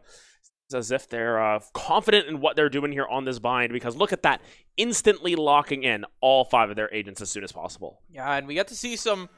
That's one thing I do like about the collegiate special map picks, as we like to call them, is every map does seem to have a pretty diverse selection of agents. Haven is the one I feel like where we see the most diverse. Like, oftentimes we won't see a lot of mirrored teams, and right now we're not seeing a perfectly mirrored team, as Brampton Ting is actually going to pick up that Viper. They're going to have that double controller going, but in terms of bind, you know, we get to see a lot of different picks that aren't as strong on other maps. We get to see that Sky. We get to see the Rays come through. Chambers back in this series. Now we saw no chamber picks in map 1 there. It seems pretty well fallen out of favor on Ascent there. Yeah, and I mean, looking at the comps, as you mentioned, it's basically just the difference between the Viper versus the Fade there. Depends on what sort of control you're really looking for, but already you can see an interesting setup here as Saint's going to be on the attack to open it up. This is what they're going to be setting up for maps 2 and 3 with a little bit more more chances, technically, to just be able to go on that attack. And, of course, we got 12 on both sides. Last map, we'll see if they're able to replicate that level of success. Both of those teams really want to be able to take this series because, as we mentioned, it is a cluster in the middle of the NECC standings. Yeah, big cluster. You got 3 or 4 teams all within 1 win or loss of each other. This game, whole series is very important for both of these teams. Coming into this pistol round to kick it off. I already like the way the Saints are dispersed on the map. You've got that lurking chamber. You're sending 2 up each lane towards B. Jello there to get that info ready. Aussie, though, the chamber 1v1, not going to go the way of Scrubby. Boris has already picked up a little bit of space for themselves as well. Grenade going to come through the paint shells, but now these smokes. Oh my goodness, Boris checks his PC as he hits it through the smoke, but Rift Season just around the corner. Granted, his execute's looking a lot better as M's on a little bit of a flank there, able to pick up Aussie as well, but Brampton Tank on the side, he overheats, he's firing at too many members, and it's going to be St. Clair picking up the pistol round. Yeah, and that Sky so close. Jello so close to being dead there, but it's able to not only take that round, but you also get the spike plant in at the end. You know, a little bit of extra credits for you, but 4-tapping, feeling confident this game. Yeah, he's going from 4-tapping to potentially 3-tapping, basically, if he hits the body, 1-tapping for anything else, because he's looking to try and stay as aggressive as possible. And I like this confidence coming through. You can see Scrubby opting for the safer buy once again. Probably going to be backing up the likes of that Vandal coming through. But indestructible birds just absolutely everywhere in this match of Aussie already forced back as the force down B long once again. A very similar game plan for the side of St. Clair with the gun advantage. Yeah, you see 2 players B long, but you see that spike actually right side of the map over towards A, although ready to rotate is Jello right there, but already Brampton Ting getting pretty aggressive here, shut down by the Spectre. Not a shot to be landed. But Riv Season actually here to pick up on the audio cue because they rotated out around. Oh, we're going to win this Sky 1v1 against Stusha as well, but now Aussie going to be the one holding the fort down. Missed a couple of shots forced all the way back, and now the execute from St. Clair looking good. The Molly takes down Aussie as well. Rage now just forced off the site, and this hold is going to be pretty secure here. Classics versus Vandal from 4-tap, and who wins? 99% of the time it's going to be the 4-tap and Vandal. Yeah, unsurprisingly, but I actually did see a shorty in Rage's hand there, so maybe trying to play, you know, a little bit ratty, as one would say, inside to the smoke, but it's a double kill to come through from the Saints. That shorty not going to be put to work, unfortunately. Could not shut down that Vandal in the round there, and now they're going to be able to find a buy here for the side of Carleton, but not the most solid one you'd like to have. Look at this. Scrubby's able to pick up a Phantom for themselves as well, so there's still 2 rifles on the side of Saints here, and after a flawless round 2 there, you know, it really prevents any of that economic growth from being accessible for the side of Carleton. You know, it's light shields on a couple of members, probably some missing util as well on a couple of these members as well, but now a little bit of a switch up going towards this A site. You can see the rifles on this quote-unquote bonus to try and push up. So much util already burned from Brampton Ting on this Viper to try and dissuade the push from the side of St. Clair. Yeah, the difference about this bonus is, though, they should still have just enough to buy next round, even with those rifles being re-picked up. The economy just in such a good state right now for St. Clair. Taps going to be good from Scrubby as the jiggle coming there from Brampton Ting.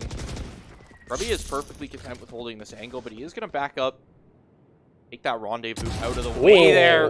There's Riv Season, those peaks that we see so often from the player on defense. Just so quick, comes out, headshot, and out of there. And that's exactly what you want to see from your duelist. Borge able to upgrade the gun as well. Brampton Ting just sort of jump peeking this one for now. Might have heard the gun hit the floor, but the time being, just checking out that knife. You kind of want to have your gun out for some of these. Going to be full blinded as well as now the execute starts to come down. Here comes Borge going in with the satchels all the way into Lamps here. Going to be taken down though. Brampton Ting able to land the shots on the head once again. Jello though is aware of this situation. Ems finding that kill there. The smoke there, just barely you see the brimstone peeking out. Fourtap though, gonna get that plant down, and at least they get those extra credits for the time being. The ultimate gonna come through from Fourtap and will be taken down by Rage, but Jello and Ems gonna be the last two to hold the line. Full blind is Ems from their own Sky's Bird. Coming down to the wire. You can't kill those birds anymore. They keep forgetting as the shots come through. Jello trying to hold the line, but Rage gonna be able to clean up that round as Carleton expected they win the round, but it's very, very costly. Very costly. 3 rifles down, not to mention all the utility burnt. You're able to take what you want out of that round, being the round win. Few rifles still in hand, but now look at this buy coming through from the Saints. Full buy coming out. Carleton stuck with what they can muster, really. And once again, you see it's going to be Aussie picking up the judge on the chamber there, trying to find a quick pick and then just head out with the trademark. More rifles than I expected. There's an extra one coming through on Riv Season as well, but Sushi here with the Spectre as well. It's a little bit of a forced buy here to an extent from the side of Carleton. They want to make sure that they've got the power to work for it. Nonetheless, Aussie going to be forced all the way back already. Judge going to get no value as the verdict comes through. Yeah, and after that play, now that's 40 seconds where Aussie can't really make another judge play coming through. Going to be Saints taking this one very, very slow. They know they're now on pretty well and even buy round, although Carleton's buy just a little bit scuffed. But it's still going to be the Saints taking their time here. This is a map that, you know, time and time again, the Saints have felt confident going to. They felt like Bind is their map, and we've seen a mixed bag of performances from them. I mean, early season, it was really a map that they struggled with, specifically against Fisher, against UTM, but you know, as the season has gone on in the last month or so, they've really looked a lot better about that. And just a slow execute, only one satchel this time for Boris to try and get into that back line, but it seems still playing this so patiently. Look at this flank, though, from Sushi. Gonna get spotted out here, and now a little bit of chaos ensuing as Sushi tries to run for the hills, but still no direction for any of these players, it feels. But look at where Sushi repositioned to, not actually opting to just send it back up long. Gonna be taking more of a flank position here, but now all 4 members running out of hookah. Shots are good from Rage, but Forge is there on the entry. Riv Season, always good for 2, it feels like. Yeah, able to find that with a nice little lurk up long. You can just see Fourtapping in a tough situation. The judge coming through. Execution gonna come through from the chamber. A little bit of a messy round once again for Carleton, but it seems as if St. Clair taking a little bit too much time, and they were under pressure at the end there, and they get flustered. Yeah, playing just a little too slowly for a team that can pretty well just hunker down, force you to try and push through that Viper utility. Sometimes you gotta get aggressive. You gotta have Borge blast pack in there. We saw the first blast pack used as kind of like, I think they were just checking that corner more so with that Sky Flash blast pack combo, just making sure nobody was gonna swing that one. But really, it just left you with not too much left to get onto site. And then, of course, Scrubby falling in at that 1v1 definitely didn't. Looking at the purchases here, lots of sheriffs. Looks like they're bringing the force to town. At least with those ones, trying to find anything that they can immediately. Dropping down that stim pack as well, but through the wall, through the smoke, Rage able to spam down onto Borge. Round. They just try and take anything out. Scrubby hunting heads. Yeah, stark contrast from the last few rounds. That's going to be Scrubby's first kill to come through, and with a wallbang headshot with that headhunter in hand. What more from the chamber player can you ask for? But 2 players set up here in Hookah. The flash he turned away from, but little bit of info given over to Carleton. They know somebody's up long. Do they know how many is the question. Players, though, Uchi and Riv Season just content to sit in Hookah here and make sure Nobody's doing any funny business up near I've mid. got your trail. That's actually going to be an investment of the Seekers as well, despite it being sort of a save round for them. They're going to do what they can. Sushi find a bite there from the dog, as it's going to be a Riv Season able to pick one up on a Jello. It's traded back immediately. Scrubby's found 3 this round, now has a rifle in hand, and now things start to get a little bit crazy. Brampton Ting, are they going to get bound up? Yes, they are. They're seized up.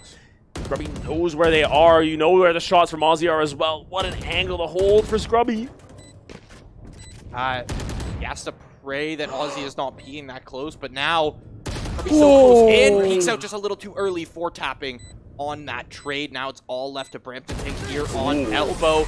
Tap down by 4 tapping. There's the Thrifty coming through for St. Clair College. Really well played. I mean, great opener from Scrubby. Sort of took a couple of rounds to warm up, much akin to how it was even on Ascent, but you know, able to find 3 that round, have a mega performance, and now look at the economies on the other side, and all of a sudden they're the ones in shambles. Taking a Thrifty round loss is really rough, because you look at the flip side of it, someone's got to lose a lot of money off of that round, and either, you know, you're saving up with the Sheriffs, or you're spending a lot of these Vandals and stuff, losing them right away. So economy going to be going back and forth as usual, but Saints, they need to show that they can execute on one of these rifle rounds here. They've won effectively 3 pistol rounds. That's the question. There's the shot from Aussie, peeking down Scrubby, a player who was so hot from that last round. Rage already coming through from Rage. Rift Season, are they just going to trade back Thrifties? Is the question here. Nightfall came through from Ems there on the fade, but now Rift Season using those blast packs to be just faster on that rotation. Audio cue now picked up. They don't know Rift Season is on the other side of this wall. Not as close as they are. Ems ready for it though. Rage. This is a big flank from Rage. Shut down by 4 tapping. Spider sense there. Aussie so quick on this headhunter to be finding these headshots from such a range as well. 4 tapping knows they're getting pinched on from all these angles. Has to try and isolate these 1v1s. Sushi not opting to push it, just gonna fall back towards that showers and wait for 4 tapping to make 30 seconds left. See that 4 tapping is trying to find anything that they can. They still have that ultimate available, so there is outplay potential. Hold this as much as possible, but Sushi around the wall, able to land the shots. Thrifty's back and forth, as you mentioned, and my goodness, this map's delivering just as much as the first one. And only 6 rounds in to start here. That is going to be a timeout coming through. I believe Jack Lorf is in that coaching slot for Carleton University, so that's going to be a Carleton timeout there. You know, you take that Thrifty. Now, are they? Now, I guess they're deciding what is the plan for this buy round coming up. It's an interesting situation overall from both of these teams because, you know, pistol round goes the way of St. Clair. You get your bonus. You lose on the buy round from St. Clair. And then you trade back Thrifties, and it sort of takes a lot of your strategies. It takes all your strategies and it throws them out the window. Because you tried to execute on your strategy. The attack with your rifles against a team that has nothing in the inventory, you lose that round the same way on that defense. You've got the gun advantage, and all of a sudden Scrubby comes through with 3 kills. It really kills any momentum for either team, and all of a sudden you're sort of left in this dead state where, what do you really do at this point? What is your execution? What is your plan for the future? So I think timeout here from one of these teams was expected. Ends up being the defensive timeout there, and I think a lot of that's just going to be how we're going to reestablish our bastion here. How are we going to hold the line? Because these rotations have been coming through very quickly from the side of the Saints, and everything can just flip on a switch there. And that's the main thing about Blind. It's such a small map when it comes down to it. 100%, and it's the same reason we saw that Thrifty go the way of Carleton. Rift Season coming straight from short, out through mid, taking down, I believe it was Scrubby, and then finding that Thrifty just converting with the rest of their team. And already super fast from the Saints here, but Brampton takes a shutdown board before the showstopper can put any value on the board. Hit by the C's, but actually going to be cut down. Aussie finds the swing and through the teleporter as well. My goodness, Riv Season, no right to be alive there, but 4 tapping. Gonna be going for it here. Rage prepping the orbital strike. Do they know? Do they have the timing on it?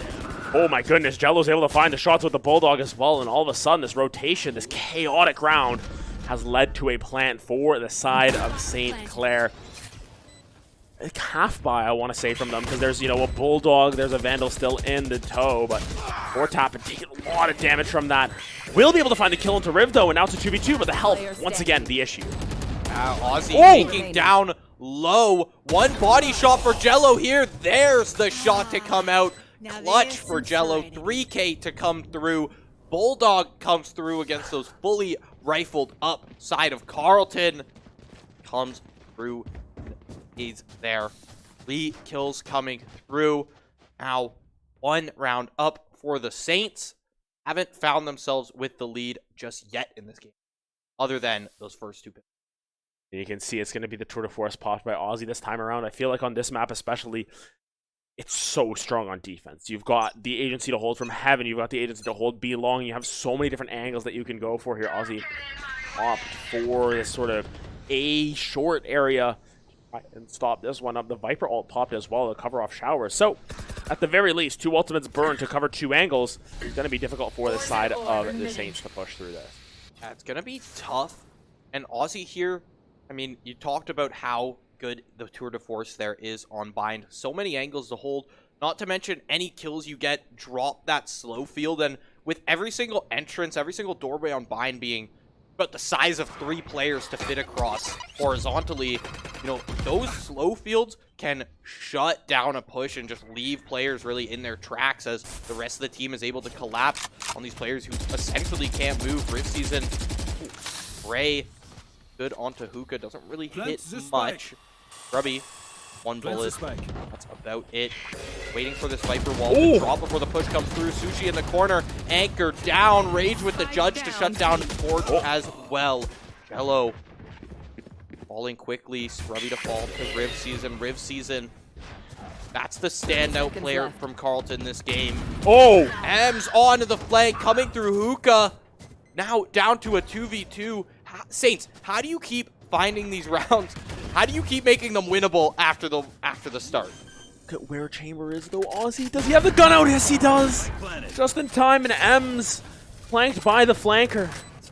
Now it's all down to Tap, and once again, he's got the angle. And now it's just about finding out where this Viper is. She was over at Showers. Does Tap and have the read? In the wrong way right now. This timing could mean everything. Brampton Ting gonna miss out on that timing as well. He's looking the wrong way. And yet, again, Carleton come through just barely. And it's all tied up. There is no momentum in this one. There is absolutely no way this game keeps going back and forth as much as it is. But yet, it delivers. We are just down to a deadlock. Unstoppable objects meets immovable force. Neither team wants to give an inch here. 4-4. 9th round to come through, and the question is, I think the question is really going to be, how will these teams match up when the sides are flipped? Will that Viper come through more potently on attack is my question. Will that Viper wall be the catalyst that's able to find more rounds for Carleton on attack? Because you're going to keep playing dead even. We're going to find ourselves just like last game, 11-11, waiting for who's going to take it to overtime, who's going to take the game. You never know. One team has to find a lead here to secure this game, whether it's Carleton to secure the series or Saints to secure game 2. Sushi spotted out on site, but not going to be shot. A little bit of a crazy setup here. I mean, Sushi gonna hold in tunnel for the time being. They heard the Chamber trademark walk for a little bit there, so at least a little bit of noise, but M's gonna be able to find that pickup onto Riv Season. Now everyone is just chilling in the teleporter. This is the death trap. Brampton Ting, don't do it, man. He wants to. He's gonna push up the side. My goodness, he's gonna catch him in the rotation too, though. This round. Another Thrifty. How does it keep happening this way? I don't know, Adam. It really just comes down to a player like Brampton Ting, like Riv Season, taking such unexpected angles. They're not going to clear this. Scrubby is not ready. There's 1. There's 2. Sky Ultimate comes down, but is it quick enough? No, Brampton Ting makes it out unscathed. Not a shot to be fired at them. And there's that orbital strike to come down. Stop the plant. Brampton Ting ran down, so at least the plant is going to come down for 4 tapping. Molly on top of it, just a little too late from Rage, but Rage going to make up for it by just cleaning up the last 2. First time that any team has taken 2 rounds in a row since round 3 and 4. Been back and forth, and yet it's still a messy victory. St. Clair, though, it was their save round. They still have the economy to work with to potentially push forward another bye. Carleton, though, they might be looking good for the rest of the half. It's going to be a tough one. Aussie still has that operator in hand. So back and forth every single time. This game refuses to relent either one of these teams. Could be taking, you know, any of these rounds at this point. It's so close, but yet that round specifically, Rage able to find some of those lineups there. You know, great ultimate to stall at the site. Knew exactly where that plant was going to go. Had the Molly lineup to really prevent 4tapping from getting out of that one. And unfortunately, Jello did what they could, trying to look for anything that they can. Brampton Ting going into this round with a classic. No buy going to come through. I was really expecting a Guardian to come through for player from Carleton who seemed to be so good on some of those eco guns that can still make their mark. Forge just barely whiffed on. There's the Nightfall to come through, but do the players want to make this push to the Viper Wall? Sushi wants to push through their own Viper Wall. M's on the trade for 4tapping. Forge makes it onto site, makes the space available. Last 3 Carleton players stuck in halls. We're going to do what they can. They find the angle as well. Another paint shell going to come through as well. It's just going to miss there. Now the rotation comes through as well. Boris just buying so much time. Look at this. A-site completely free. And that was all. They know those last 2 players were B. The rest of the team just going to take that TP. Most of the team hadn't made it out of Garden yet, you know. Some of them were still in Hookah, some of them were still in Garden. That rotate perfectly on the table, just giving a little bit more time for this bomb to tick down before the plant comes through, before the retake comes through. Rotation's now good. Boombot on site. Gonna reveal Scrubby's position, but it's still disadvantage. Scrubby shutting down the showstopper before it can even get started. The show goes on. Brampton Ting in a 1v3 now. Showers the jump peek. And to close out that round. Second kill of the round. Keeping it dead even. How does this keep happening? That was the first even buy round that has come through. But now, Carleton still had the cash in their back pockets. Aussie back on that operator.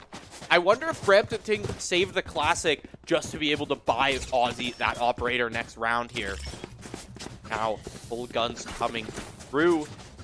Operator advantage. Going to be going over to Carleton. Not only do you have that op, you're playing it on defense. Viper's pick going to be burned immediately. Rift Season getting aggressive down long, but not going to be traded out yet. Borge to jump in with the eye. Sushi too preoccupied, but the rest of the B site from Carleton locking it down, not allowing that push to come through. Ends up being a 2-for-1 and not even trade there for St. Clair. They get a little bit too aggressive, and even still, look at what's going on the opposite side of the map. That Viper's pit is going to be spotted out. It's taking over all of Showers. There's no angle for them to go that way, lest they go through mid, giving enough time, as we said last time, for them to rotate over. And Carleton, every single time, to make something out of nothing, it feels like. Page, though, jump peek in that one, taking a couple of shots. There goes Riv, trying to find any shots through. It's 3 versus 3 on this B site. But the operator, that's the X factor. What can Aussie do with it? That's the question. I think if the entry comes through when St. Clair finally decides to make this execute come down, as long as Aussie finds one, the table is turned. Scrubby falls.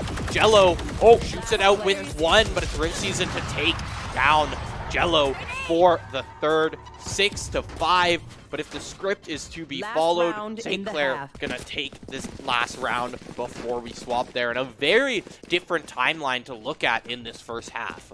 It's just back and forth, back and forth. Neither of these teams willing to relent here, and you can see the buys coming through from the side of St. Clair better than expected.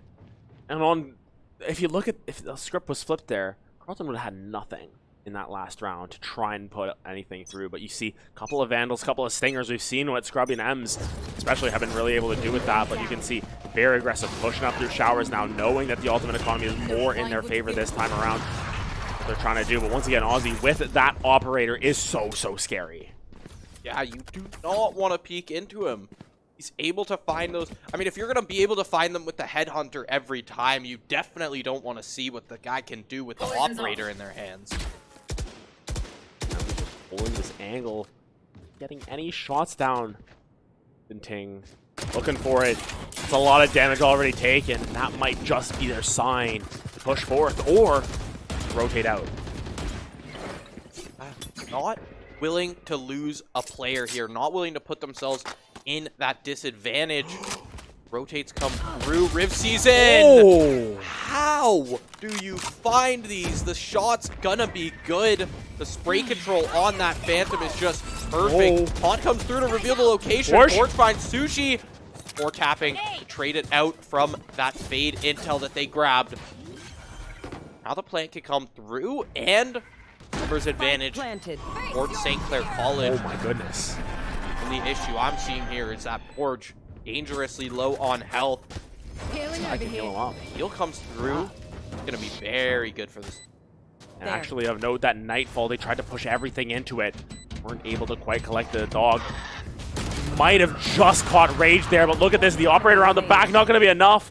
It's only down to Brampton Ting. Have they got the read? They reveal their position. This is a tough situation. Brampton Ting's going to have to make something happen. Will not be able to do it. And once again, Fundy, we are 6-6 at the half. Every single time. And not to mention the half, but just from those past 4 rounds, we're back to scuff by, beats out full by, keeping it even in the game. 6-6 in the half here. Like, neither team is gonna give this up, Adam. Neither team is willing. And both of them showing that right now. Carleton battling it out. Riv Season when it needs to happen. Rage, Brampton Ting, they're there. Aussie always finding those early picks, and then you flip back to St. Clair. Borge goes in there. 1, 2, gets the intel from flying through the air. How do you make it happen? 4 tapping. Just that solid player is able to find those picks when they run onto site. And now, script is flipped. Sides are flipped. See what these teams can make happen. Oh no. Oh. Scrubby's almost able to land it. Forced all the way out off of that one. The intel has been received. Ems knows exactly where to go. That's already looking a little bit shaky from the side of St. Clair. The early frags there. Maybe just trying to get their foot in a little bit, but Borsch, once again, got to keep an eye out for this guy because he's been showing up thus far in this debut. A little bit more subdued this time around, but instead Jello's been able to step up there as well on this map, really supplementing or tapping these two, controllers, initiators. They're so good together, making it work. Ah, they're definitely making it work. Double initiator coming through, working out very well. Sky not going to be there in time really to heal up Scrubby if needed, and Scrubby going to fall as the first pick of the round. Ems just, oh my, being absolutely shredded. The entire side of the Saints there on the A site. 2 players still needed to rotate and missed around, so know they're going to try and make something happen. They can see Jello with the frenzy, see what they can do. Riv holding a really tight angle, has the ghost now, has a significant amount of health still. A couple shots still needed for that. Jello gonna try and clear it out. Bowers, you can see, or in Lamp, sorry. It's able to find one there. More tapping. A couple of shots down. Are they gonna be able to find it onto Riv Season? Yes, they are. Time's running out. And off the side there, it's Aussie with the headhunter, able to find a couple more. Secure the round up. Gonna push Carleton to this pistol victory. The 1 headhunter bullet left, but didn't even need it to make it happen. Here's the round advantage going to Carleton. Now, don't quote me on this. Should be a second round here for Carleton. Yes. At this point in the game, I know those first pistol round went Saints' way, so the script at least wasn't flipped for that one, but at this point in the game, I can't sit here and tell the viewers that we're not about to see round back and forth, back and forth, back and forth. And statistically thus far, 3 pistol round wins, 3 bonus wins as well, or 3 anti-ecos picked up. So it has been consistent that at least a pistol winner is always going to take at least that 2-round lead, but nonetheless, as you said, it's so hard to predict here. Sushi dropping down. The dog might have just missed out on the timing, but Brampton going to be able to cut down 4-tap, and a little bit of damage still able to be dealt as well on the opposite side. You can see there, M's a little bit worse for wear, but Scrubby now rotating over as the execute comes down onto this B site. A location, you know, there's so many people. Scrubby just walking through. Snakebite not going to be successful. Jello just hunting their prey with the shorty. Paint shells come down onto M's from the skies. Destruction rains. Now 2 left from the Saints. Back in the same situation as last time, but double shorty in hand. Really just waiting for anyone from Carleton just to peek a corner, take a gun out of their hands, get some kind of value on this round, because you know the win isn't really possible with the weaponry. Now they're just playing for the bait right here. Player standing. Brampton going to be able to find that one as well. Jello is probably okay dying to the spike as well. Just going to try and find anyone that they can on the way out. The free fire is actually able to land, and Suji's just going to be able to collect that kill as well. Jello falls to ashes there, and once again, 4 for 4 in terms of pistol plus anti-eco. It's all down to this full buy though, and M's to hold their ground here. Look at the buys though. Once again, it's a little bit messy there. Boris should be able to afford a rifle plus some util as well, but once again, 4-tap in there. They're the one that's missing out on those full shields, and they've been the one to really lead the charge in a lot of these situations. Very curious to see how this plays out. I'm sick of back and forth, so I'm calling it. Whoever wins this round, if Carleton's able to take it 9-6, they take the game. If Saints are taking this round, we're going to go back to 8-8 probably. We're tossing out the window any predictions we got. Let's be real at that point. Oh my. It's been so tense between these two teams. You can cut this with a knife. It is so difficult to predict what will happen. Scrubby lurking in Lambs. An off angle here. Going to be able to find the head. Finds one. Will get cut down. Riv Season going to be able to upgrade that gun. A little bit of trouble because we know what Riv has been able to do for Carleton thus far this game. The Ravens really been looking for him to fly high. And sitting in you. Oh, the spray's not good. It's Borge. Raise on the other side to trade it back, giving the Saints numbers advantage now in this round. And the gang to be moving up long here. Players on each site for right here. It is going to be contact coming in a few. Look at where they're posted up, though. The dog will spot them out. They got to get that blind out, but it's a great trade coming through. 4-tap and able to find one onto Ozzy, but Rage able to cut them down. The rotations, are they in time? Are they enough? Both of them coming through hookah, though. Spike about to be planted here. Health advantage slightly in favor of St. Clair. They're going to be the C's landing as well. And now the smokes come down, but it's not a good smoke. It's a little bit too low. Ems has a good angle on this one. There's the volley coming through, forcing Borge out of hookah, but ends up to be a blessing in disguise. Now down to the 1v1. Sushi finds Borge as Ems on the bomb utility available. She has to push this. Why? There's the angle from Ems. Tuck yourself away in the corner. Find that kill. We're going to 8-7. As you said, absolutely unpredictable every single time, but the buy around is so costly for St. Clair. They lose so many. It comes down to Ems having that dog in him to just hold the line for them. It's a full buy coming through now from the side of Carleton. They had a perfect bonus round, to be fair. They did not lose any of those Spectres. Time around, though, you can see the purchases on the opposite side. 4-tap and opting for a Bulldog. There's a couple of Spectres. Scrubby just going to be going for those Headhunters once again. But the X factor this round going to beat that Brimstone Ultimate if you can find multiple members with that Orbital Strike. It is so devastating, especially here. You don't have that advantage in your pocket. Or even if Carleton is going to decide to play that slow game, you can use that Orbital Strike as a stall tool for that plant as well. There's so many ways to use that versatile ultimate. Scrubby finds the first pick, and Borge and Jello going to be chasing one down, but they're going to let him go. Allow him to rotate onto A, as rotations are going to come through from the rest of the Saints here. Sushi and Rift Season found themselves onto site. The plant to start, but Rage actually baiting that plant. They're afraid of that Orbital Strike. Planted. Gonna come down though is the orbital strike still held on to. You can see all the animals being thrown up between the two skies here. The dog not really gonna spot anyone out here, but M's able to turn one around, is able to turn two around there. Jello able to find one as well, and the orbital strike, as we were talking about, able to find one in return. And now they pick up guns once again. The scuffed by wins every single time, and we're tied up once again. Okay, so now we're actually repeating history of the first half here. We can see that scoreboard for just a sec. Look at that. This? 2, and then back, and then 2, and then back for another 2.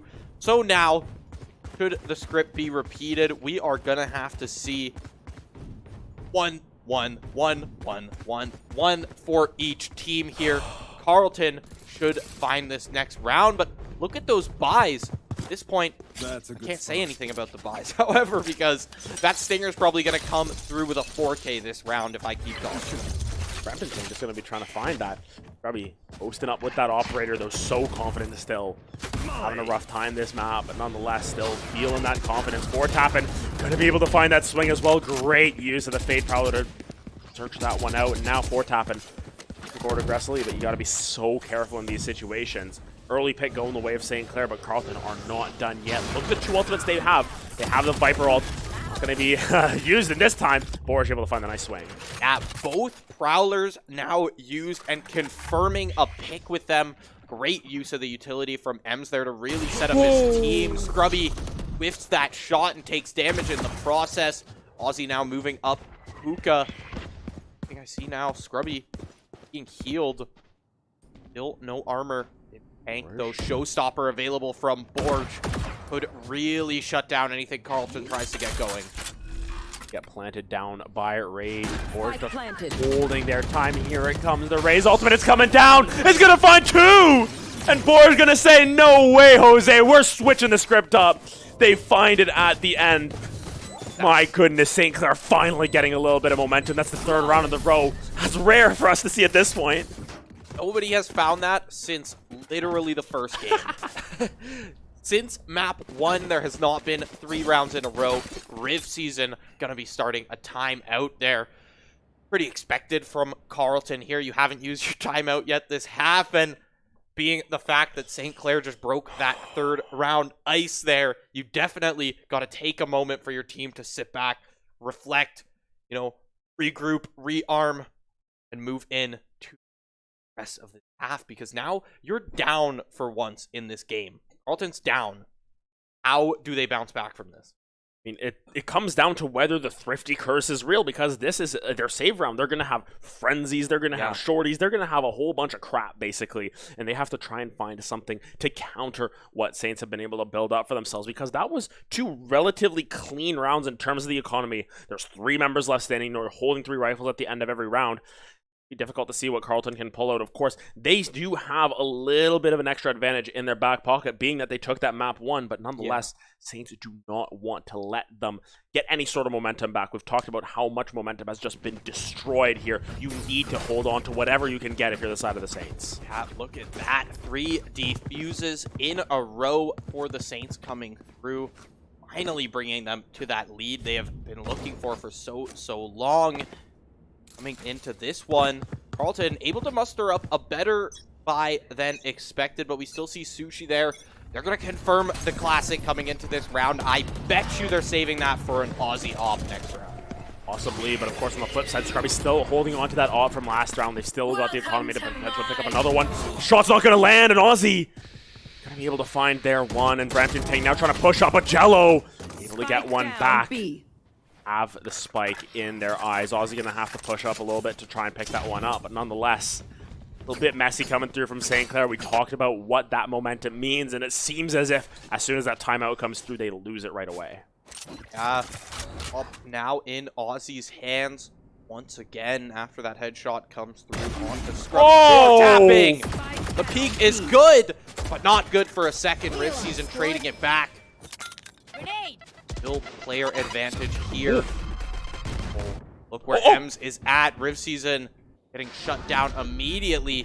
Ems was ready for these rotations. It's Sushi in the 1v1 with Ems here.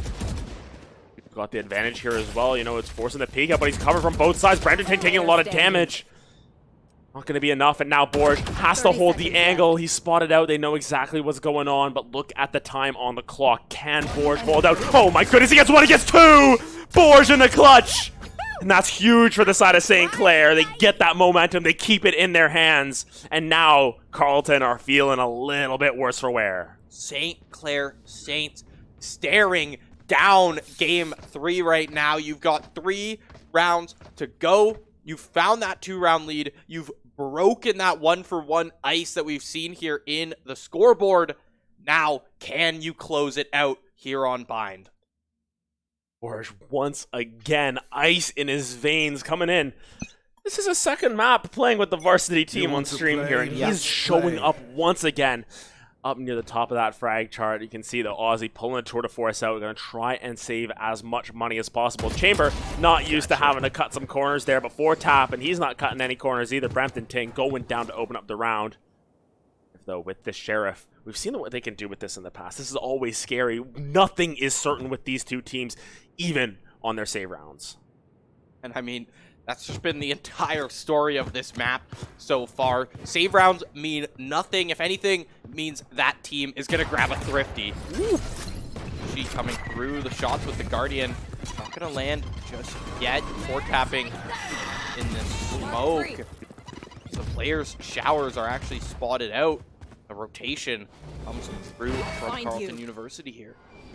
At the positioning of Scrubby already posted up here on this B site. Once again, time is of the essence.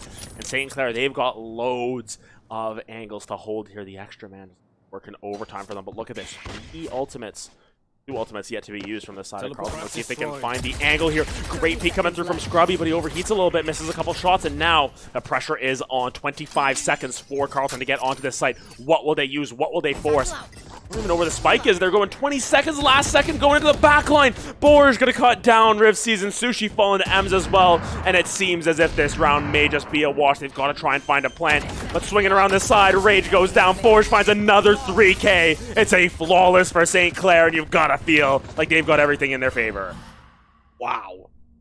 I mean, Saints, you've pulled this game together in the last second here, it feels like. 5 rounds now in a row, and the momentum not looking to stop. Carleton University, they've got a full buy in their hands now, but 3 rounds is a big lead to get back against such an evenly matched team with yourself. It's so difficult because all of these buys coming through in this round, this is your last stand in a lot of ways. You're not going to have the agency to go full buy next round. You're going to have to scrap together something. We talked about how it's all pinned down to these sort of messy buys that end up winning out of nowhere, it feels. Last couple of rounds have definitely been St. Clair holding their economic advantage as much as possible. Jello, though, gonna get swung on right out there. Brampton Ting gonna be able to pick that one up. Here comes the orbital strike. Great placement for Tappin, gonna separate out the team. And now it is just Borge against Brampton Ting. Gonna be able to collect that one as well. Tappin has such a dirty angle, able to find another one as well. Yeah, takes down Riv Season as well. Borge, 2 3Ks in a row. Can this band be stopped right now? Borge trying to close out Bind for the Saints and being so successful in it. Now 1 round to go, and 4 rounds staring down Carleton University. Huge deadlock broken as the defensive half comes through. 6 rounds in a row for St. Clair. This is what we mean when we say they're a momentum-based team. You give them an inch and they will take it a mile here, and that is exactly what they have done.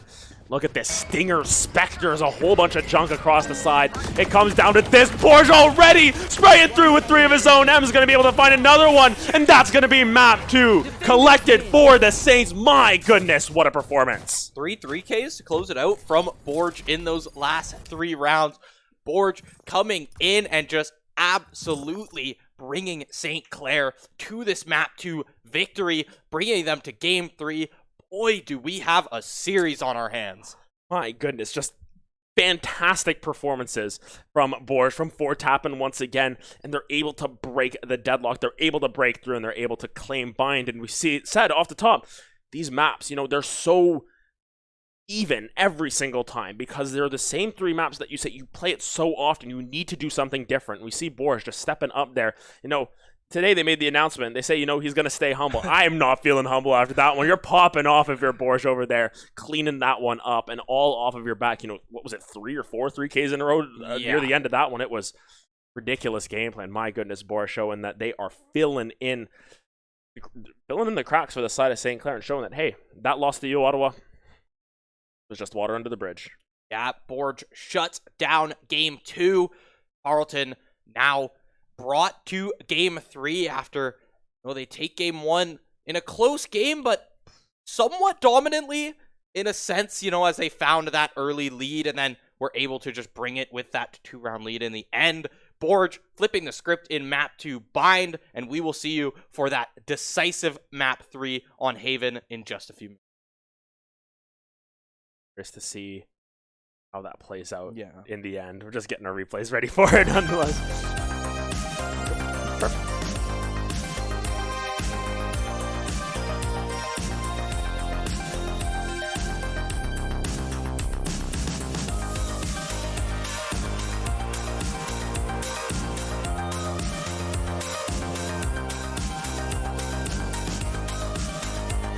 Lane towards B. Jello there to get that info ready. Aussie, though, the chamber 1v1, not going to go the way of Scrubby. Borsch has already picked up a little bit of space for themselves as well. Renee's going to come through the paint shells, but now he's smoked. Oh my goodness, Borsch at his VC as he hits it through the smoke. Or sees it just around the corner. Granted, his execute's looking a lot better as M's on a little bit of a flank there, able to pick up Aussie as well. But Brampton King on the side, he overheats. He's firing at too many members, and it's going to be St. Clair picking up the pistol. Find anything that they can immediately, dropping down that stim pack as well. But through the wall, through the smoke, Rage able to spam down onto Borsch. Down. They just try and take anything. How Scrubby hunting heads. Yeah, start young. Do they know how many is the question? Players though, Gucci and Rib Season and to sit in Hookah here and make sure nobody's doing any funny business up in their mid. It's actually going to be an investment of the Seekers as well, despite it being sort of a save round for them. They're going to do what they can. Sushi find a fight there from the dog as it's going to be a Riv Season able to pick one up on a Jello. It's traded back immediately. Scrubby's found 3 this round, now has a rifle in hand. And Chin, Audio Q now picked up. They don't know Riv Season is on the other side of this wall. Not as close as they are. M's ready for it though. Rage. This is a big flank from Rage. Shut down by 4-tapping Spider. Well, and all of a sudden this rotation, this chaotic round has led to a plan for the side of St. Clair. Half buy, I want to say, from them, because there's, a Bulldog, there's a Vandal still in the toe, but 4-tap and taking a lot of damage from that. Will be able to find the kill into Riv, though, and now it's a 2v2, but the health, once again, the issue. Aussie taking down low. One body shot for Jello here. There's the shot to come out. Clutch for Jello. 3K to come through. Ray, good onto Hookah. Doesn't really hit much. Grubby, 1 bullet. About it. Waiting for the Viper wall to drop before the push comes through. Sushi in the corner. Anchor down. Rage with the judge to shut down Borsch as well. Hello. Falling quickly. Scrubby to fall to Riv Season. Riv Season. That's the standout player from Carleton this game. M's onto the flank. Coming through Hookah. Now down to a 2v Season. Taking such unexpected angles. They're not going to clear this. Scrubby is not ready. There's 1. There's 2. Sky Ultimate comes down, but is it quick enough? No, Brampton makes it out unscathed. Not a shot to be fired at them. And there's that orbital strike to come down. Stop the plant. Brampton ran down, so at least the plant was going to come down for 4-tapping. Molly on top of it, just a little too late from Rage, but Rage going to make up for it by just before the retake comes through. Rotation's now good. Boombot on site. Revealed Scrubby's position, but it's still disadvantage. Scrubby shutting down the showstopper before it can even get started. The show goes on. Brampton Ting in a 1v3 now. Showers the jump key. Adams to close out that round. 2nd kill of the round. Keeping it dead very well. Sky not going to be there in time really to heal up Scrubby if needed. And Scrubby going to fall as the first pick of the round. M's just being absolutely shredded the entire side of the Saint. All the smokes come down, but it's not a good smoke. It's a little bit too low. Ems has a good angle on this one. There's the volley coming Oh. through, forcing Forge out of Uka, but ends up to be a blessing in disguise. Now down to the 1v1. Sushi finds Forge as Ems on the bomb utility available. Mark 1. She has to push this. There's the angle from Ems. Tuck yourself away in the corner. Find that kill. We're going to 8-7. Still no armor. Tank, though, showstopper available from Forge. Could really shut down anything Carleton tries to get going. Get planted down by Rage. Forge holding their time. Here it comes. The Ray's ultimate is coming down. It's going to find 2. And Forge going to say, no way, Jose. We're switching the script up. They find it at the end. My goodness, St. Clair finally getting a little bit of momentum. That's the 3rd round in the row. That's rare for us to see at this point. Immediately was ready for these rotations. It's Sushi in the 1v1 with Ems here. Got the advantage here as well. You know, it's forcing the peek up, but he's covered from both sides. Brandon taking a lot of damage. Not going to be enough, and now Forge has to hold the angle. He's spotted out. They know exactly what's going on, but look at the time on the clock. Can Forge hold out? Oh my goodness, he gets 1, he gets 2! Forge in the clutch! And that's huge for the side of St. Clair. They get that momentum. They keep it in their hand. Let's see if they can find the angle here. Great peek coming through from Scrubby, but he overheats a little bit, misses a couple shots, and now the pressure is on. 25 seconds for Carleton to get onto this site. What will they use? What will they force? I don't even know where the spike is. They're going 20 seconds, last second, going into the back line. Boer's going to cut down Riv Season. Sushi falling to Ems as well, and it seems as if this round may just be a wash. They've got to try and find a plan. But swinging around this side, Rage goes down. Forge finds another 3K. It's a flawless for St. Clair, and you've got to feel like they've got everything in there. They end up winning out of nowhere, it feels. Last couple of rounds have definitely been St. Clair holding their economic advantage as much as possible. Jello, though, going to get swung on right out there. Brampton Tank going to be able to pick that one up. Here comes the orbital strike. Great placement for Tappen, going to separate out the team. And now it is just Forge against Brampton Tank. Going to be able to collect that one as well. Tappen has such a dirty angle. Able to find another one as well. Yeah, takes down Riv Season as well. My Forge, goodness. 2 3Ks in a row. Can this bend? Each lane towards B. Jello there to get that info ready. Aussie, though, the chamber 1v1, not going to go the way of Scrubby. Forge has already picked up a little bit of space for themselves as well. Grenade going to come through the paint shells, but now these smokes. Oh my goodness, Forge has his BC as he hits it through the smoke, but Riv sees it just around the corner.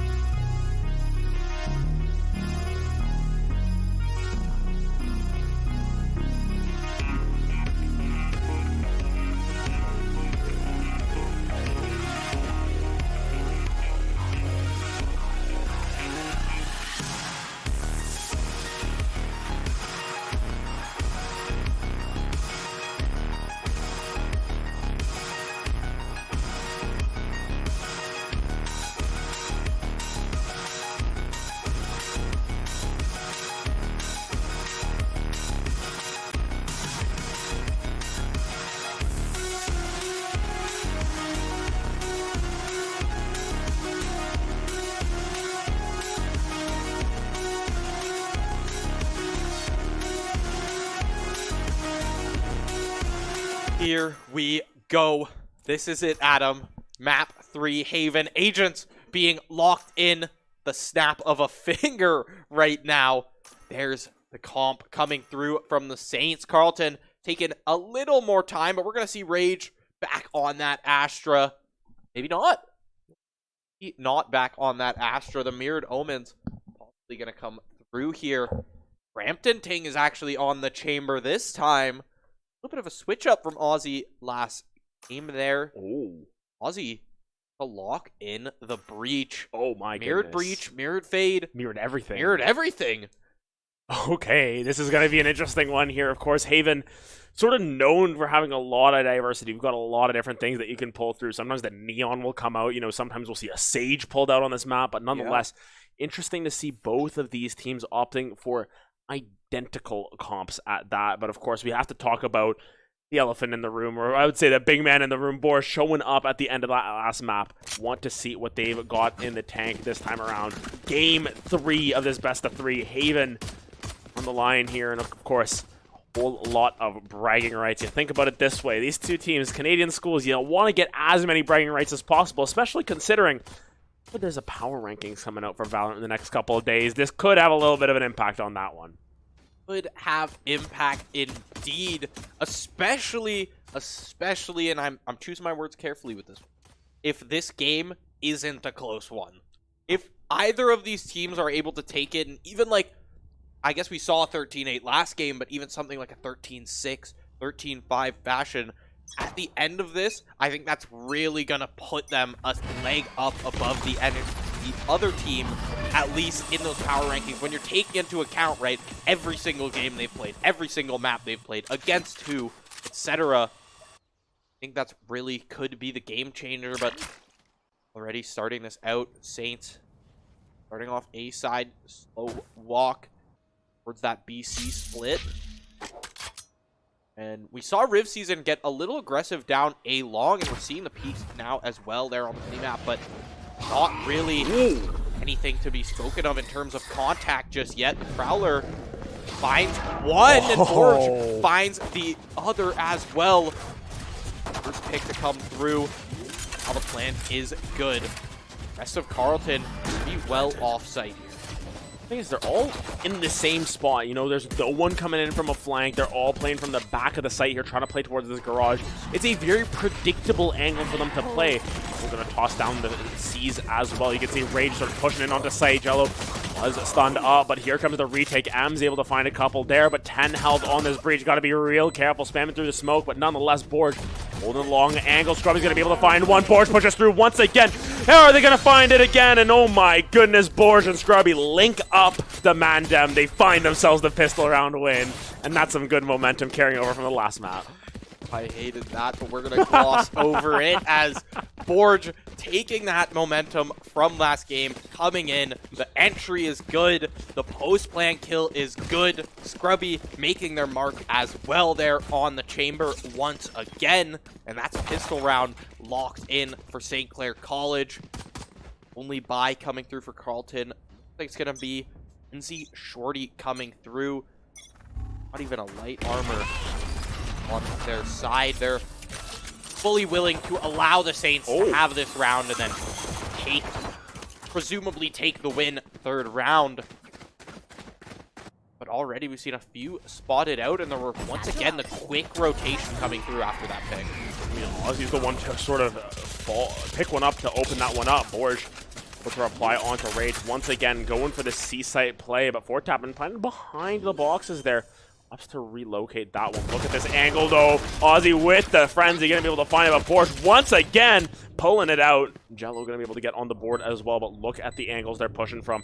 All from Garage, this chamber. Brampton Tang's trying to find someone there. One enemy remaining. Not going to be able to find anything. Borg. Third for Borg. 3K. Fourth coming through 6-0 in 2 rounds. Borg cannot be stopped right now. Rocky start in game 1, was able to finish out game 1 with a very respectable scoreline. Game 2 absolutely closes out the game, the map itself, and then Borg just coming in, swinging once again on this raise pick here in Haven. 2 rounds now secured for the Saints. Full buy's going to come through for Carleton University, but not the worst buy coming through for the Saints. That light armor stinger on Ems is definitely going to hurt, but he's pocketing 3,200 for next round as well. Yeah, it's all about this bonus round, right? We talked about how if this map isn't close, it can really push forward some more good faith in them, of course. But Velo just sort of posted up right here. It's a very split push for the time being. You can see Riv Season for anything that they can, you know, might have heard something outside of Garage, but look at where everyone is playing. It's the C split once again. First on the C, going to be able to find anything. Going around the corner, going to be backing out of that one. Really good awareness for Boris to not push too hard there and make sure that they're saving their health bar. And not even a lick of splash damage to be found. Still got 100 health, 50 armor in tow. Forge is ready to take some more fights here on this next entry. There's the paranoia to come through. One flash on sight, but very, very slowed push here. Thanks to that breach from the side of Carleton. Spray comes through from Borge. Good for the first one. Haunt gonna come down as well. Brampton Ting find the kill down onto Borge. Ems gets the plant, but you've now got Borge down. That's not the player you need to fall. There, Ems finds a couple of headshots, but presumably, as I said, Carleton takes that third round, bringing the score to 2-1. Saints got to get something started here on this bye round before we have a third repeat in a row here. And I think it's just been a little bit of a expected result. You know, every single time it's one team picking up pistol plus your anti-eco right after the buy round comes through, and it's converted on every single time. We're 5 for 5 in that situation. It really comes down to whether Saints can flip that back around, because on the first map that we saw there on Ascent, they were able to sort of string together Carleton were able to go up, 4-1 off of that. On their rebuy round, they were able to convert, but this time around, we'll see if St. Clair is able to do anything about it. There is the showstopper online for Borge already. Know that they are mortal, as Brampton Ting was able to pick them up, but again, it's a slow approach there, but up the mid there, Borge not going to be able to land with the showstopper. Used to take a lot of space, however, and Aussie super low health there. Borge to finish them off, but to get traded out in the process. Scrubby falls on that C long angle as well. 4 tapping, meaning the 2 left up, and now it's only 2 players left from Carleton to make this happen here, and both of them coming in from C-Link. Now onto the site, Ems lurking in this smoke. Here's the shot from in front of him. Rage actually taps one into the smoke and is able to find Ems' body there, but Ems knows they've got 2 teammates to help out. Perfect trigger discipline there, just waiting for someone to hop the bomb. 4th from 4 tapping. That's 3-1 for St. Clair College. The momentum has not stopped. Yeah, really well played. I mean, a great Omen ultimate to sort of scout out if anyone was coming in from that long flank, but then just the patience of Ems to sit in that Omen smoke for so long, biding their time, not panicking when they heard so many footsteps, and it all came down to that timing. Great Omen smoke put down by 4 tapping to enable that play, and now this is where it gets hairy, because we get a little bit of that scuffed buy, and we've seen a lot of thrifties come through, at least more than average. We'll have to see what they're able to convert on here. Of note, Scrubby, light shields, that might be the first target for the side of Carleton. If they're able to pick up Scrubby, they're going to get a gun in their hand, and that's exactly what happens. Brampton Ting able to collect one for themselves. Scrubby just whiffing all of that spray right there onto Brampton Ting, and now the player advantage for Carleton. And like you said, we've seen so many thrifties go the way of the team that is actually on the thrifty, which is like, not very, it shouldn't be happening, right? It's happened more than we expect. Yeah, it's happened more than it should, really. Yes. You're going to find those occasional ones with those hero plays, hero sheriff plays, 4 tapping, you're looking the wrong way! But what a flick to the other side! 1 health on 4 tapping as the plant comes down. Borge's Boombot to find Riv Season, the near site. Borge not able to finish that one off, but Ems is there for some assistance. Rage left in the corner with the Bucky is able to pick up a Vandal for themselves. EP's back onto that C site. Will they opt for the save? Might be going for it here, just because they know that this was a save round. A little bit of a one-way going on there. Sure if that came up from 4 tapping or from the opposite side there, but Rage is going to teleport up on top, able to find Borge as well, but Rage not going to be able to find the rest. M's with a great swing around. They hold the line 4-1 in favor of St. Clair. This is the biggest lead that we've had in the first half since that first map when it was in favor of Carleton. A little bit of a rewriting of the script here, but once again, it is not too late. Of course, Carleton, they're never going to give up. We know they're not, and now that those buys are in hand, we see Brampton Ting Tour de Force in hand, is able to just load up on utility, not really have to worry about buying a rifle there, can load up on those headhunter shots. Be ready anytime they don't need that Tour de Force out.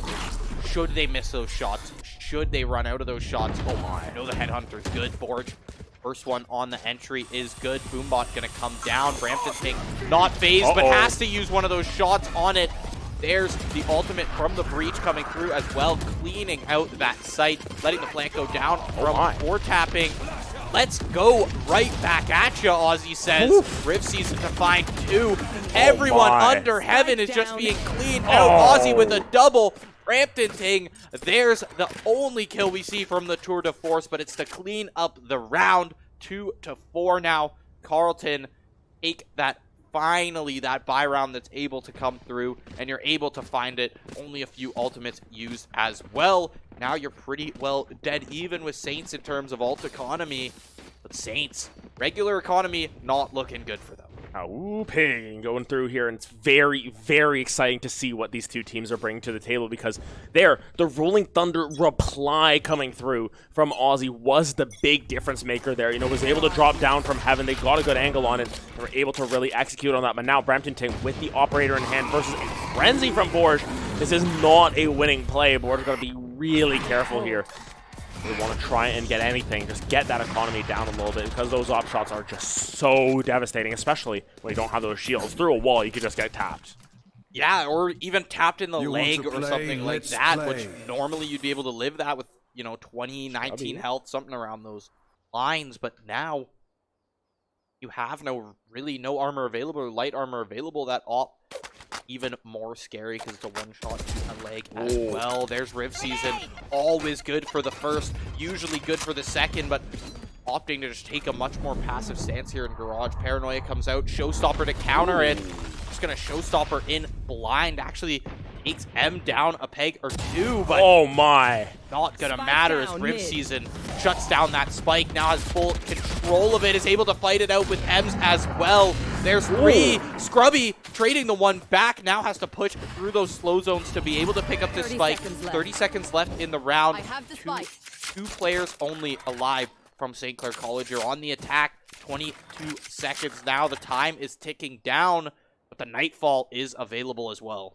Care for Brampton Ting here, they're going to have to try and find a snipe. Not going to be able to land that op shot. Jello's got to plant this one down, at least get that. There's still the Fade ultimate available, though. They know the angles that they're holding. Here comes the Nightfall as well, going down onto Brampton Ting at the very least. Rage was able to dodge away from it, but Jello, no shields, has to be so cautious of this approach. Cautious. Peak coming out from Jello. There's the headshot to even out the numbers. Both players now mid. Tour de Force. Third kill for Scrubby is good, but the off to trade it back. Luckily, that Tour de Force slow zone actually spawned one out for Brampton Ting. The headshot is good. Not needing the op in their hands that time. Vandal is all you need. You're able to find that headshot. And now we are back to just a one-round lead in this game here. Really are rewriting game 1. And out of all of those rounds to lose there for St. Clair, that was probably the one you're okay with, because it was a save round. We almost saw another Thrifty come through. The economy apparently does not matter. Everything is crashing around us. It does not matter, because they are just able to find so many picks there. And of course, now this buy from Carleton is going to be a little bit more costly. They don't have the savings built up for themselves. A loss here really hurts. But once again, St. Clair are going to be able to come back with effectively a full buy. Back and forth, and it's been an incredible game. Yeah, all it takes is one good Tour de Force to be able to flip an eco round on its head. And the Thrifty is so close to being found. But it's Brampton Ting to clean it up. Now keeping it even.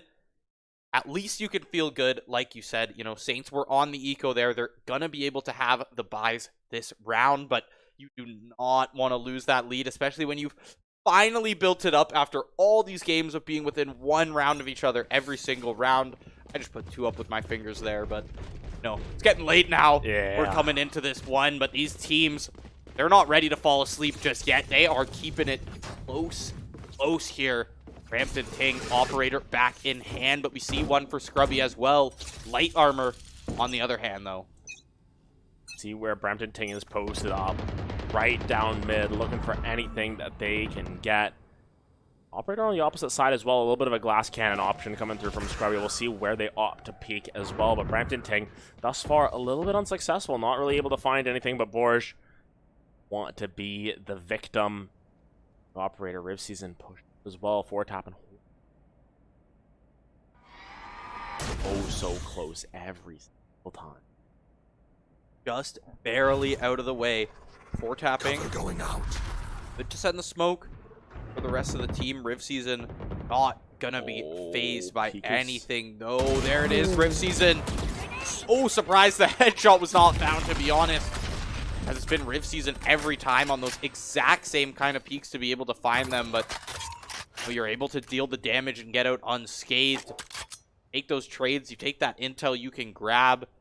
Time is ticking for this attacking Saints side to get something going. Looks like they're going to opt for that C push again.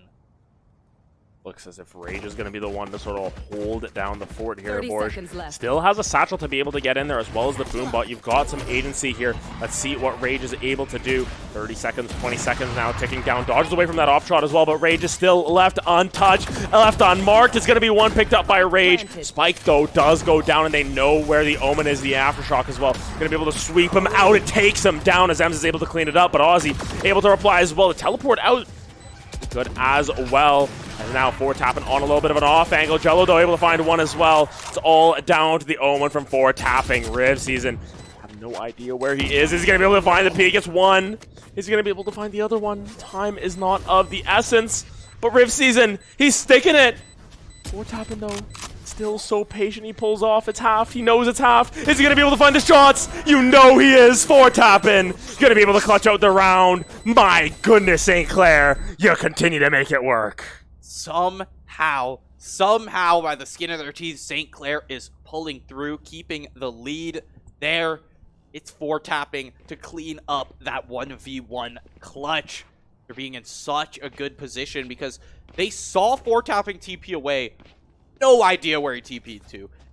The way they were looking, right, they were trying to clear out right on bomb, and then as soon as they cleared that out, it looked like their sights were set on long. They were ready to go clear out long, but it was just 4-tapping right there behind Brampton Ting to be able to shoot him in the back and then isolate that 1v1.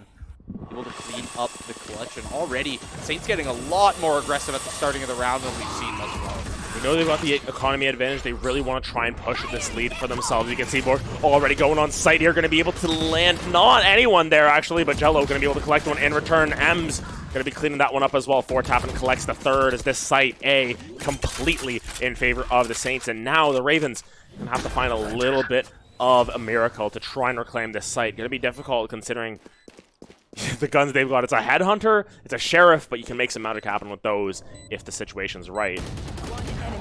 Definitely can, but not with 4-tapping. Is just feeling the momentum right now. Brampton Ting coming in from long. 4-tapping's ready. That's a 3K locked in for 4-tapping. 3 rounds now ahead for St. Clair College. I don't think we've seen a team in this position yet in the series. It's been very back and forth, but I mean, early on in this one, it just feels as if St. Clair are more confident on this Haven side, of course. See, still a little bit of some missing parts. Granted, it is a little bit more of a bonus there. You see the light shield on Scrubby. You see the Bulldog on Jello there. The flip side, though, Brampton Ting going to go glass cannon once again, has the operator in store, and that's always a worry because an operator can just turn things all around. Riv Season, though, made it into this cubby, but Brampton Ting to get cut down by the Bulldog. That's going to be Ems collecting up Riv as well. That's 2 really quick picks. That's going to be such a devastating loss for the side of the Carleton Ravens there. They've just lost their operator. They've lost one of their main players, and now the retake's going to be so difficult. Yeah, 100%. lost 2 players. Yes, you have the Nightfall. Yes, you have the Rolling Thunder in your arsenal. There's not much in the way of manpower here. Not much in the way of players to really have to take these fights. Not if Rage is going to be there to slowly even out this advantage. Now only 1 up for the Saints. Ozzy, Sushi, Rage getting ready for this retake to happen. Jello shutting them down with the Bulldog. Jello has had this Bulldog for like 4 rounds now, it feels like. And it's Sushi and Raze. They're gonna have to take that save there. Spike gonna go boom. Honestly, really, really well played by the side of St. Clair to supplement their advantages, and I love to see where they played there. You know, everyone off site. You know, we're not even going to contest the site. We'll wait for them to push up. They're forcing their hand and just showing that they have the patience and the composure to just hold back on it. But of course, now able to finally create a first half that isn't even. Guaranteed here, 7-3 for the side of Saints. They will be carrying a lead into that second half. It's just how big of a lead. Is it going to be, you know, your typical 7-5, or is it going to be a little bit more? Are they going to try and push that envelope, try and push that 8-4, or dare say 9-3? If anything's going to happen, never know. We haven't had a curse yet. We'll find out. I'm not going to cast the curse though. We have yet to curse it, but Adam, if you know anything about me, you know I'm not afraid to cast or curse it. The 9-3 could be possible from the Saints here. Only 2 rounds needed. Ultimates in tow. Actually, pretty well mirrored ultimates